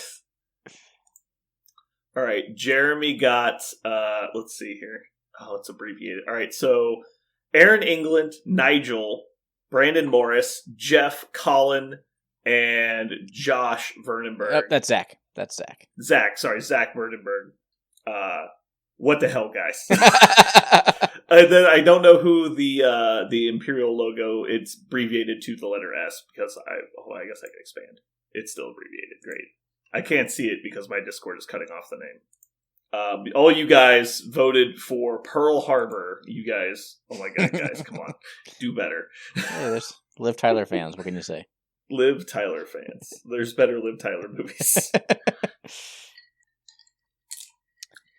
Oh boy. So I'm actually gonna have to tie break this and give it to Jeremy. Don't you? I have to do it. I have to do it. All right. Which of my movies have you not seen? No. Do you want to know why the tiebreaker? I want to know which of my movies you haven't seen. The first 2. Yeah, exactly. You haven't seen Catch Me If You Can? If I have, it's been a while. Oh my goodness. I know. There are so many movies after we started doing this I have to watch now. So Catch Me If You Can is awesome. It's based around a Do you know the concept? Yeah, I read all of the Before I the explain wiki stuff on all of the Okay. movies, and I was like, okay, need to watch all these. It is a great movie. It's a really good performance by Leo and Tom Hanks. And then Imitation Game is awesome, which you obviously know about, and so I'll leave it at that. How dare you, Jeremy? Are you actually going to give this to? Are you going to give this to him? Yes, because you voted for your own, and he didn't vote for his. So if you take away your own vote, you actually only have 6. Yeah, it's not my fault, Jeremy. Even Jeremy didn't believe in his own list. That's what that says right there. Uh-huh. He wouldn't even stamp his name of approval on there. Aaron, it's not too late to vote for mine. You could actually break the tie just by voting for me. Or I could double my point total. There we go. Right there. Oh, Wait, I'm doubled. Oh, man. Why are you like this? By choice. All right, fine. Gross. This just shows how badly the voting system goes. I think we need to move it to some kind of, like, you have to earn a vote kind of system. I mean, I clearly have disdain for a lot of these people, yes, but you know that Nigel only voted for him because he hates us. I believe so. Yes, Mm-hmm. He was able to deduce who picked what. Oh, I think it was pretty obvious. Well, also people immediately on Discord rat out whose votes are whose. I don't know. I'm willing to bet people aren't actually able to guess. Oh, I know some people aren't, but also some people tell people things, and so then it gets out. Yeah. Well, I like how Nigel threw down that. What did he say? Oh yeah, he had to go for 4 because Tombstone is the best movie on the list. Period. Mm-hmm. And I bet him that he hadn't even seen all the films on the list, and of course he had not. So I love people making just blatant statements like arbitrary. Clearly the best movie. Have you seen all of them? No, but this is definitely the best one. See, Aaron, at least I give you the benefit of the doubt. You voted for a list where you at least seen all the movies. This is true. In your own. All right, fine. Are you excited? I feel like we're going to be done in like 30 minutes today. Like we're going to get everything out of the way. We're like, man, look at all the free time we have because we didn't, argue with ourselves for no point for like 30 minutes. I will discuss slowly. Okay, there we go.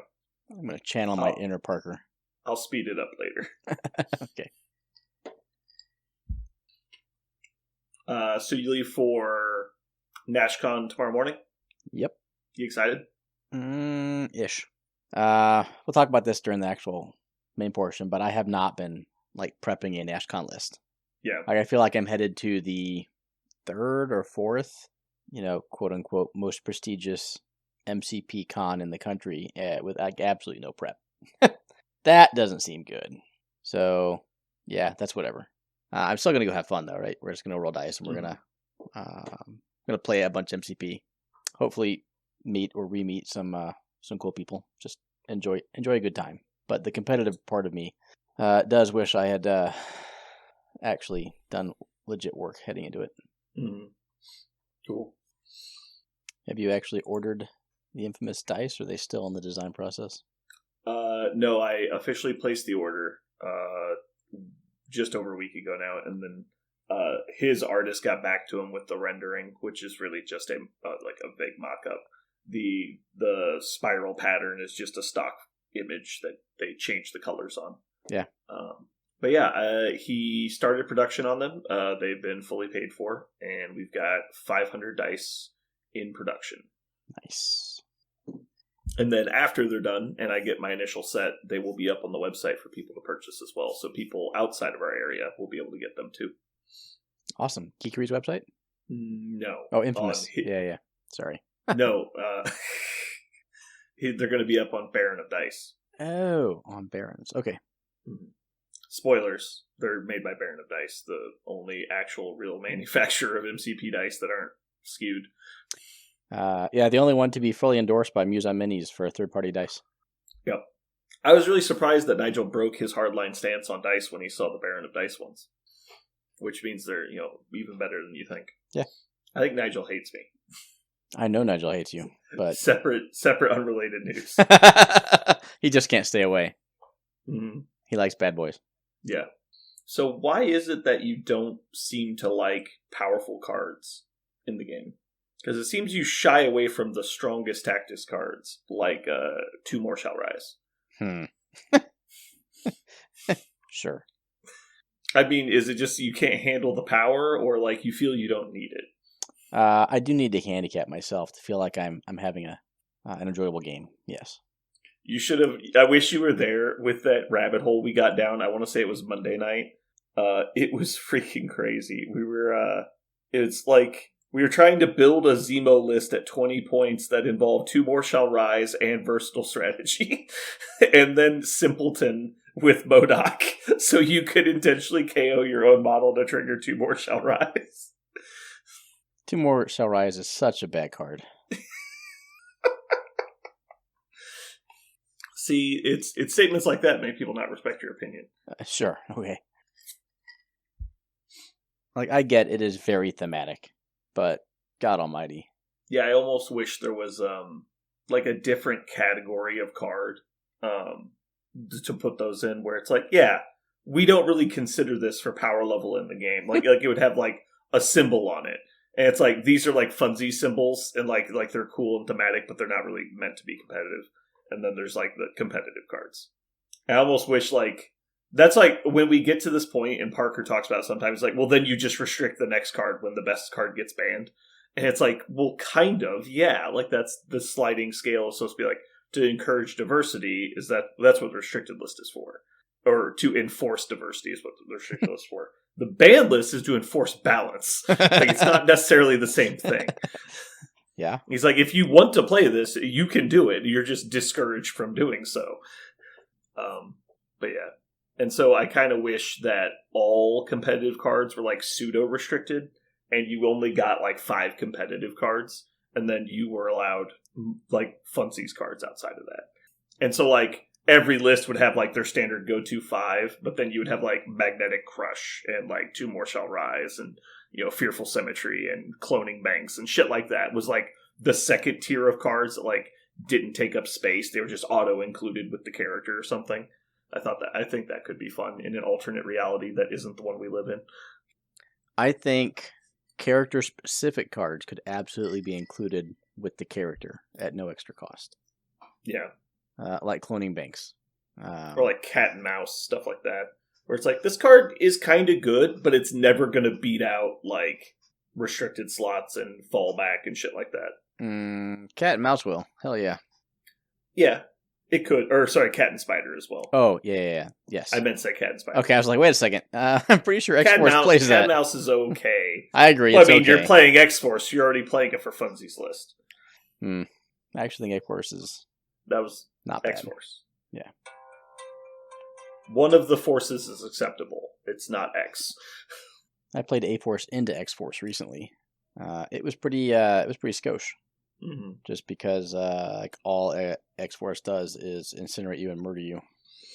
And you might not know this, but there's still a finite health pool, regardless of how many bodyguards you have to spread it around. Mm-hmm.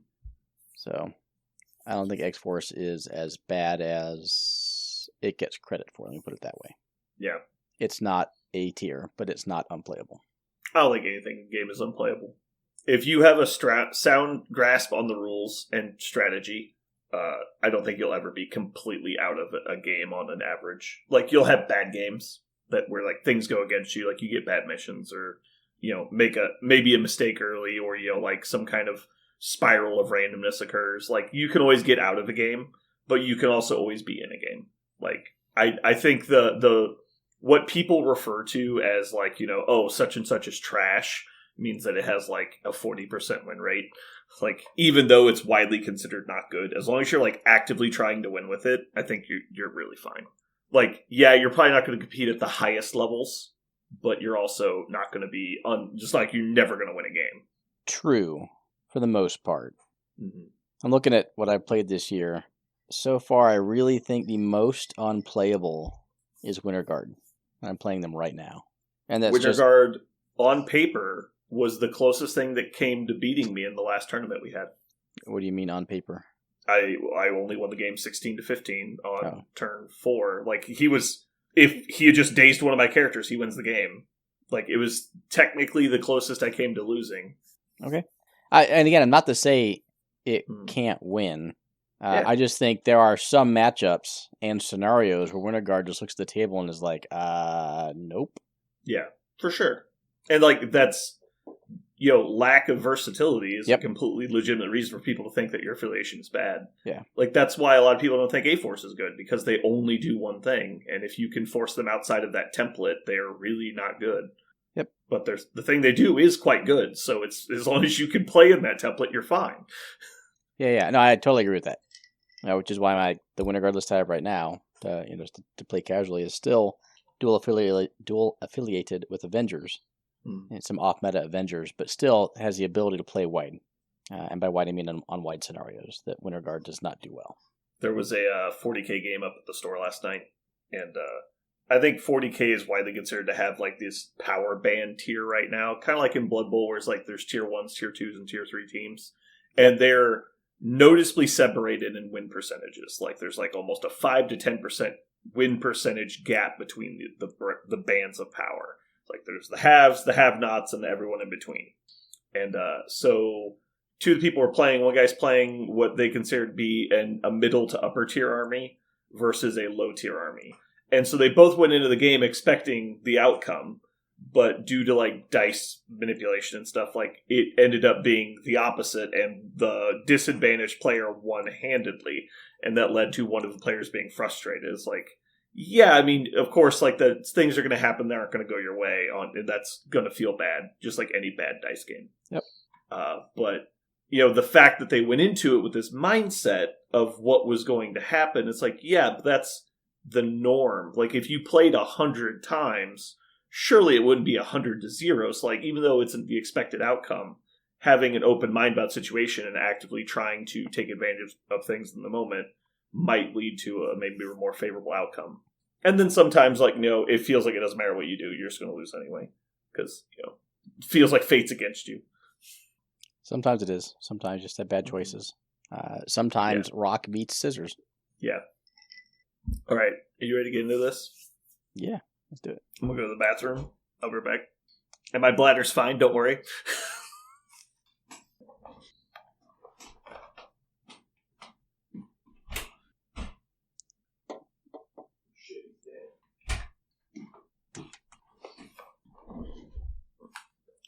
Do you want to hear a somewhat juvenile story? I always want to hear. Always? Yes. Oh, wow. Something happened to me. It hasn't happened to me in like 10 years. I threw up to do alcohol. Wow. Okay. But it wasn't like it's never happened to me like this before. I don't know what it was. It happened to several people, and so I have confirmation it wasn't all in my head. But we were playing D&D over the weekend, so we were drinking pretty heavily all day because we watched a football game, and then we played D&D, and it was like a 10-hour experience, right? We were all hanging out. I had like 5 or 6 mixed drinks and a bunch of beers, but I think it was because we had cheesecake like during the lunch period. Mm-hmm. Something we ate like blocked our ability to absorb the alcohol, and so we were drinking and just like free rolling it. Like we had not, like none of us were feeling drunk at all. And it gets to the end of the night, and everyone leaves at like 10 o'clock, and I just go into the house, hanging out, watching TV, whatever. And then at like 3 a.m., I start getting drunk. And I'm like, I haven't had anything to drink for 5 hours. Like, what the hell's going on? Then like an hour and a half later, I am wasted. I am blind drunk almost. I get up in the middle of the night, throw up a ton, go back to sleep, wake up in the morning, feel terrible. And I get to the store, I'm like, okay, what the hell's going on? And then 2 of the other people that were in the game show up on Monday. I told them what happened. Like, the same fucking shit happened to me. So I don't know what it was. Apparently you should not eat 3 pieces of cheesecake and then try and get drunk. That's the working theory we have so far. So I'll take your word for it. Yeah.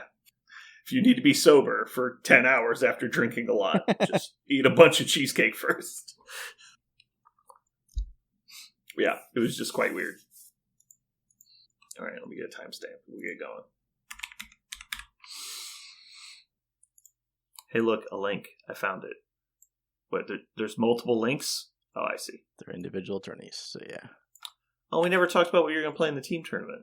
I haven't decided. I didn't think we wanted to spend another hour discussing that. That's fine. I meant mostly just vaguely, not like building the list. Yeah. Okay. We can go back and do that. Edit it in. That's fine. Yeah. You're like, nah, too much work. I mean, Yeah, I just thought we were going to. Okay. There's all three of them. Are you still messaging me? Did they ever announce what the specialty one is? I was only going to put the one. You send me all these. Well, fine. Just put the one then. I am only going to put the one. Okay. You can't make me. I'm going to put a brain teaser in the Patreon channel about your your event. And I'm like, what is Aaron playing at Nashcon this week? It'll be a riddle. Cool. So how's Battlestar Watch going? It's not. I think I'm down to Damn it. 10 episodes in the last season of Discovery. I just haven't watched. I swear it to God, forever. it's been like 10 months and you've watched Months. 0 episodes. Months. I watched like 2 last week.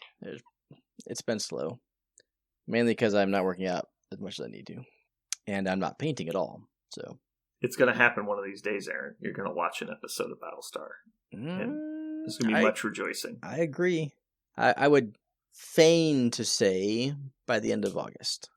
End of August. Well, I get back on the 20th, so if I work out on the 21st or the 31st, that's 10 days. I said I have 10 episodes left, so.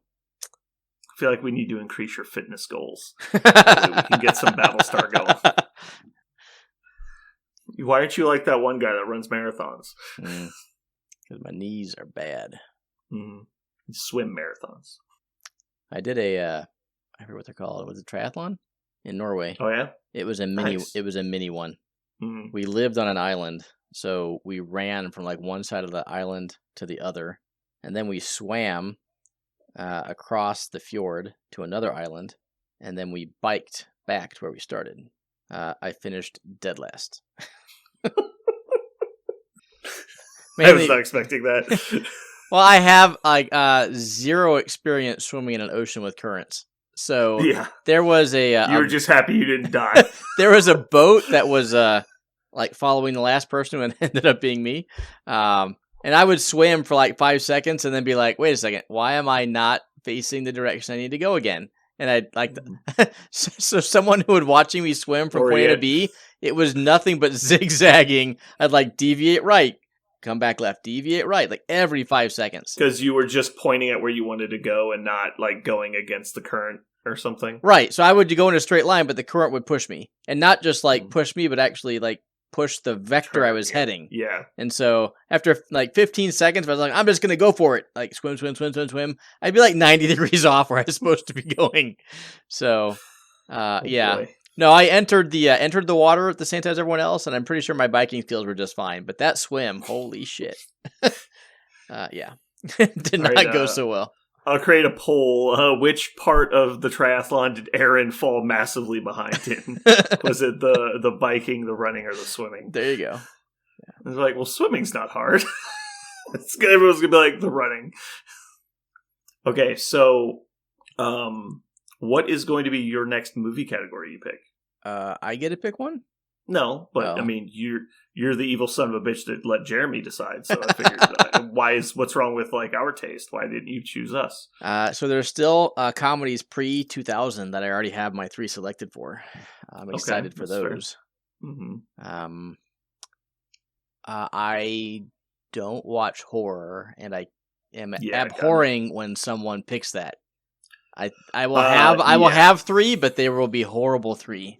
Yeah, like no one likes horror movies that likes movies, so it's like monster movies I have a stronger opinion about than fucking horror movies. See, I there are some movies I want to make sure make it on this list, but they kind of defy categories. You're like engineering a way to get them on a list. Yeah. So at some point when we're like really hard up with categories, you just say wild card. Like they have to be 3 that you haven't submitted for anything. And just I think you and Parker are focusing too much on the fact that there are categories, and just like pick a type of movie you like and then just like make up a category that fits it, basically. Like it doesn't need to be like, it's not like we're checking off a list of categories. Like we don't ever need to get to horror. Sure. We don't ever. So movies featuring swordplay. Sure. I think that would be a cool sword fighting movies, like kung fu movies, but sword fighting movies. Like, yeah. And so like I can imagine probably 2 of the movies you're thinking of, just by you saying sword fighting movies. Uh-huh. Not Highlander, just to be clear. No, but that would be on there. You would pick Highlander on your list of sword fighting movies. I might only have 3 sword fighting movies. That's why I'll have to go to go to some site that lists them all so I can then, figure out which ones of those. Also, I feel like also the way I approach this is what do I think my 3 favorite movies of that genre are, and what you guys sometimes do are go, here are 3 of my favorite movies that might technically fit in the category you just named. So, do the last one. In what way was Apollo 13 and Gettysburg not historical films? No. Right? You did totally fine in the last one. Okay. I totally agreed with all of your picks. They were all very legitimate choices. Jeremy, however, did quite poorly, which is why I don't accept the fact that we should give him a reward. And I'm just going to cut out the part where you push back. I'm just I have won. Fair enough. And that's just because he should not be rewarded for the things he said. Blind squirrel sometimes. Mm-hmm. So what categories are you excited to? Honestly, none. Not particularly anyone. The only one I really cared about was my comedy choices, which is why I narrowed it down. Because I do, I know you've been talking about, there's so many movies before the 2000s that were amazing. You're right. That's why I limited it, because I didn't want to have to argue about the 3 movies I picked versus, Ghostbusters.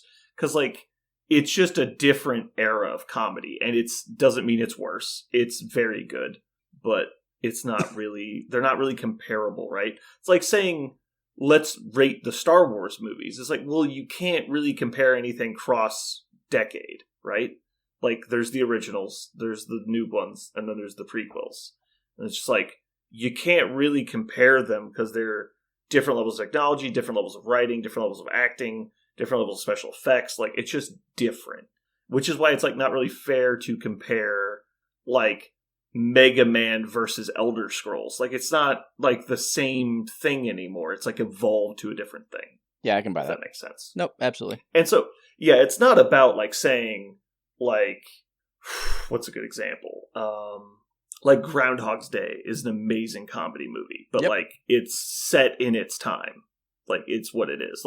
Three Stooges was the pinnacle of comedy for a long time, and I like Three Stooges, but I would never say, the Three Stooges Strike Again is my favorite movie. I would never say that. It's just it's its own thing. Yeah. Okay, so here is what you should do for the next category. You should pick musicals, because we'll give Jeremy an aneurysm. So that's the other thing. Parker is oh, Brandon's not even going to be able to do some of the categories. I'm what are you talking about? Would you just assume I don't watch real movies? And he's yeah. I'm fuck you.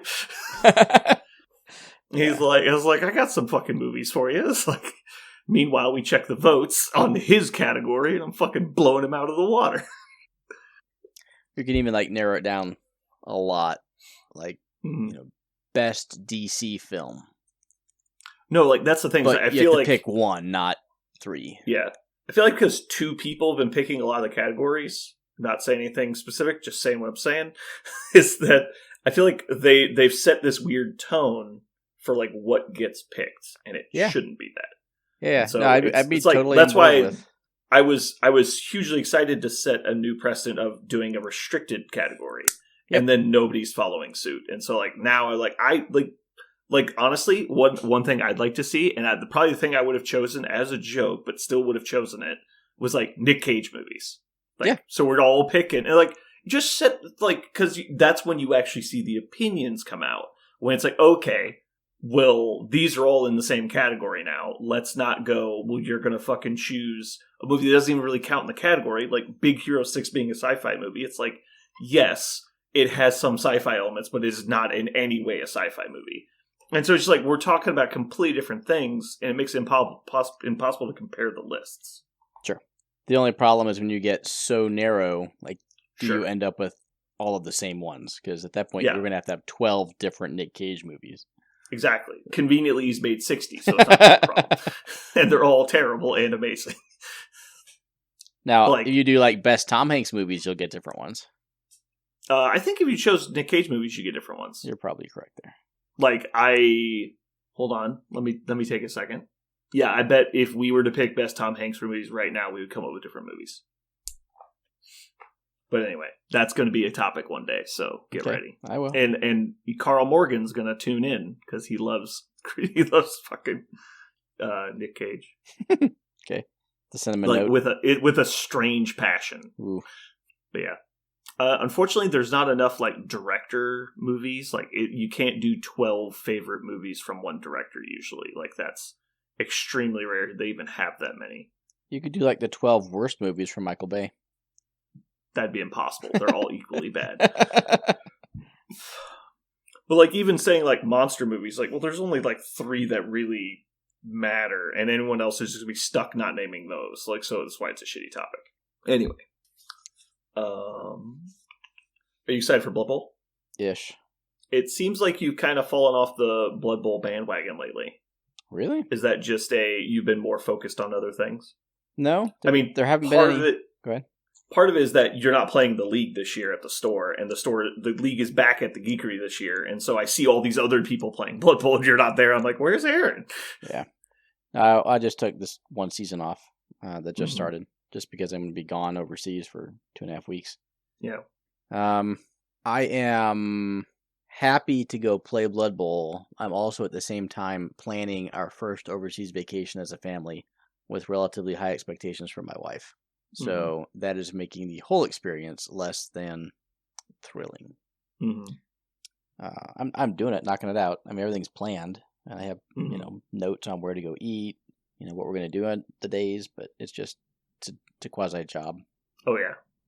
I know I've jokingly thrown out the idea that we should go to Legoland when we go to Denmark. I think Jeremy will kill you. Why is that? He wants head, shoulders, knees, and toes disease. Because I think he wants to go see some actual cultural sites. Oh, yeah? Not a theme park.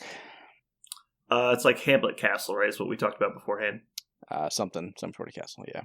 Personally, I would rather go to Legoland. But I also have no idea how close Legoland is to where we're going to be. It's probably not close at all. I mean, I've been to Legoland. It's in fine. The country. I haven't been to that Legoland. Yeah, well, that's why it's supposed to be like the big one, right? All I remember going to Florida was I was impressed with what it was. Obviously, we took our kids there when they were young, which is definitely the best time to go. I mean, honestly, all I want to do is just take a metro or a cab into the city and just have dinner somewhere and explore. Yeah. That's kind of what I did with my team captain Alex when I went to the WTC for War Machine. Is we just took an afternoon and went to Brussels, and we just had lunch on Town Square and wandered around the old city, and it was pretty cool. I mean, It was a little expensive to have lunch, but it was fine. I guess it wasn't any more than you'd expect to pay going to the plaza or anything. Yeah, the only thing that I think it sucks is that dinner's provided Sunday night at the hotel, so we'd be foregoing a already paid for dinner to go eat somewhere else. Sure. The only thing I really hope this year, and I doubt it will be a problem, I haven't looked so I'm not cultured at all. I don't claim to be. I don't know much about the Danish culture. So I have no idea what they eat or anything. But when I went to Belgium, I hate to talk bad about people, their food was fucking awful. And I literally went 3 days without eating. I was delirious with only being fed on beer for 3 days. But when I finally found an Italian restaurant, I nearly died. I was so happy. What the hell did you have in Belgium you didn't like? I can't imagine. So the first night they had barbecue night because the Americans were in town. And it was basically onion and tomato soup. Just whole tomatoes and onions dumped in boiling water and lightly seasoned. It was gross. And the meat they served was it looked like 3-day-old overcooked sausages, and they were nearly rock hard. And I tried several of them. I was maybe this one was just a bad one. It was all gross. Then let's see, what was the next meal? They had food trucks the next night, and the only edible thing they had in all of the food trucks was a brick of fried mozzarella, which sounds good, but it wasn't. It was way overcooked, super oily, super greasy. It was hard to keep down. The other thing there was a 2-inch square cube of mozzarella deep fried in like this weird cornbread material. It was weird. But then the other one was the other food truck was serving basically only these. They had these like hot dogs that they cut with like an apple slicer to make them look like flowers. Yeah. So they were like exploded hot dogs, and those were deep fried. Everything was deep fried. It was weird. Heck yeah. No, but it wasn't deep fried in like, oh, this is like crispy and brown and good. No, it was like dark black breading and hard and dry and also greasy. It was super weird. Everything was like super overcooked and had no flavor and was just oily. What was the other meal? Gosh, I can't even remember. I think I sat down to eat and they served it. And it was like some kind of like food salad with lots of mayonnaise in it, which is understandable because I know they eat a lot of mayonnaise over there. But it was something like the equivalent of potato salad, and something else was the main entree. But like every meal, like the protein was unedible, and I don't eat mayonnaise, so like all I had was like a slice of bread because that's all they had that wasn't coated in mayonnaise. And then we went out. So the first night we were there, I didn't eat in lunch. And so I went to, there was a boardwalk nearby that we went to, and they had burgers, which were okay. But like the burger that we had at a sit down restaurant was about as good as the burger that I would expect to get at Wendy's at 1 a.m. Sure. Like it was not good. It was dry. It was just old. And so I don't understand, like the quality of food was so bad. I asked everybody else there, was like, yeah, this was pretty bad. And I think part of it was, like, I'm not trying to shit on the country of Belgium. Like, I'm sure they have plenty of good food. I think it was specifically where we were, was like a really rundown area. And so like they didn't have good restaurants. But also I'm not a big fan of seafood, and we were like right on the coast. So I imagine most people were eating seafood. The people were nice, and like the area was really cool. But yeah, it was just kind of odd place. But yeah, my only bad thing I have to say about the whole place was the food, really. Fair enough. Well, I have high hopes that our food will not suck. Mm-hmm. I did some... Sorry, keep cutting you off. I'd say in Schovenhaven. In where? Schovenhaven. That's how you say Copenhagen in Danish. Oh, God. I'm not going to have to know that, am I? No. Schuvelhagen. Schovenhaven. Schugelfugen. Oh, God, no. You're done. Just stop. I'm bad at this. I said so in advance. Good thing I'm around. Yeah. I'll just point to you when I need to say something, and you'll say something. I'm like, that's what I said. And you're like, I said something horrible. I understand that I'm an uncultured swine, and I appreciate that. But yeah, I'm excited. I'll say this after the podcast. I'll save that. I'm not going to say that on air. Okay. I'm going to make a quick prediction where our team will finish. Ooh. Let me guess. 3-2 or worse that you always predict for everything. I think we're going to finish 6th. For the WTC or for your Nashcon team? Oh, okay. Is that because there's 5 teams signed up? There are 10 teams signed up. Ooh. I'm not betting you episodes on that one. You should not. Since we're playing with a random third. Well, I thought Tim was going. You're not playing with Tim? I'm not playing with Tim. Aw. Our third is casual, non-competitive. And then Ryan is going to lose to the good players and have a shot at the other newbies. I shouldn't say other newbies, but from a competitive standpoint. Yeah. Are you going to intentionally throw him to the wolves in pairings? You're like, we're not good into that, so Ryan can play that. It's just like, Ryan's like, man, this was hard. I already called out Duluca round 1, so. Ooh. Now, there's probably 4 different teams that will legitimately fight it out for the top. Ours is not one of them. Yeah. Yeah, I don't know how we'll do pairings. Mainly because I have no fucking clue what I'm playing yet. We'll figure that out later tonight, since I leave at 8 o'clock tomorrow morning. Yeah. All right. Speaking of, we should probably get off of here so you can get some sleep. Yeah. Cool. Alrighty. Bye, everyone.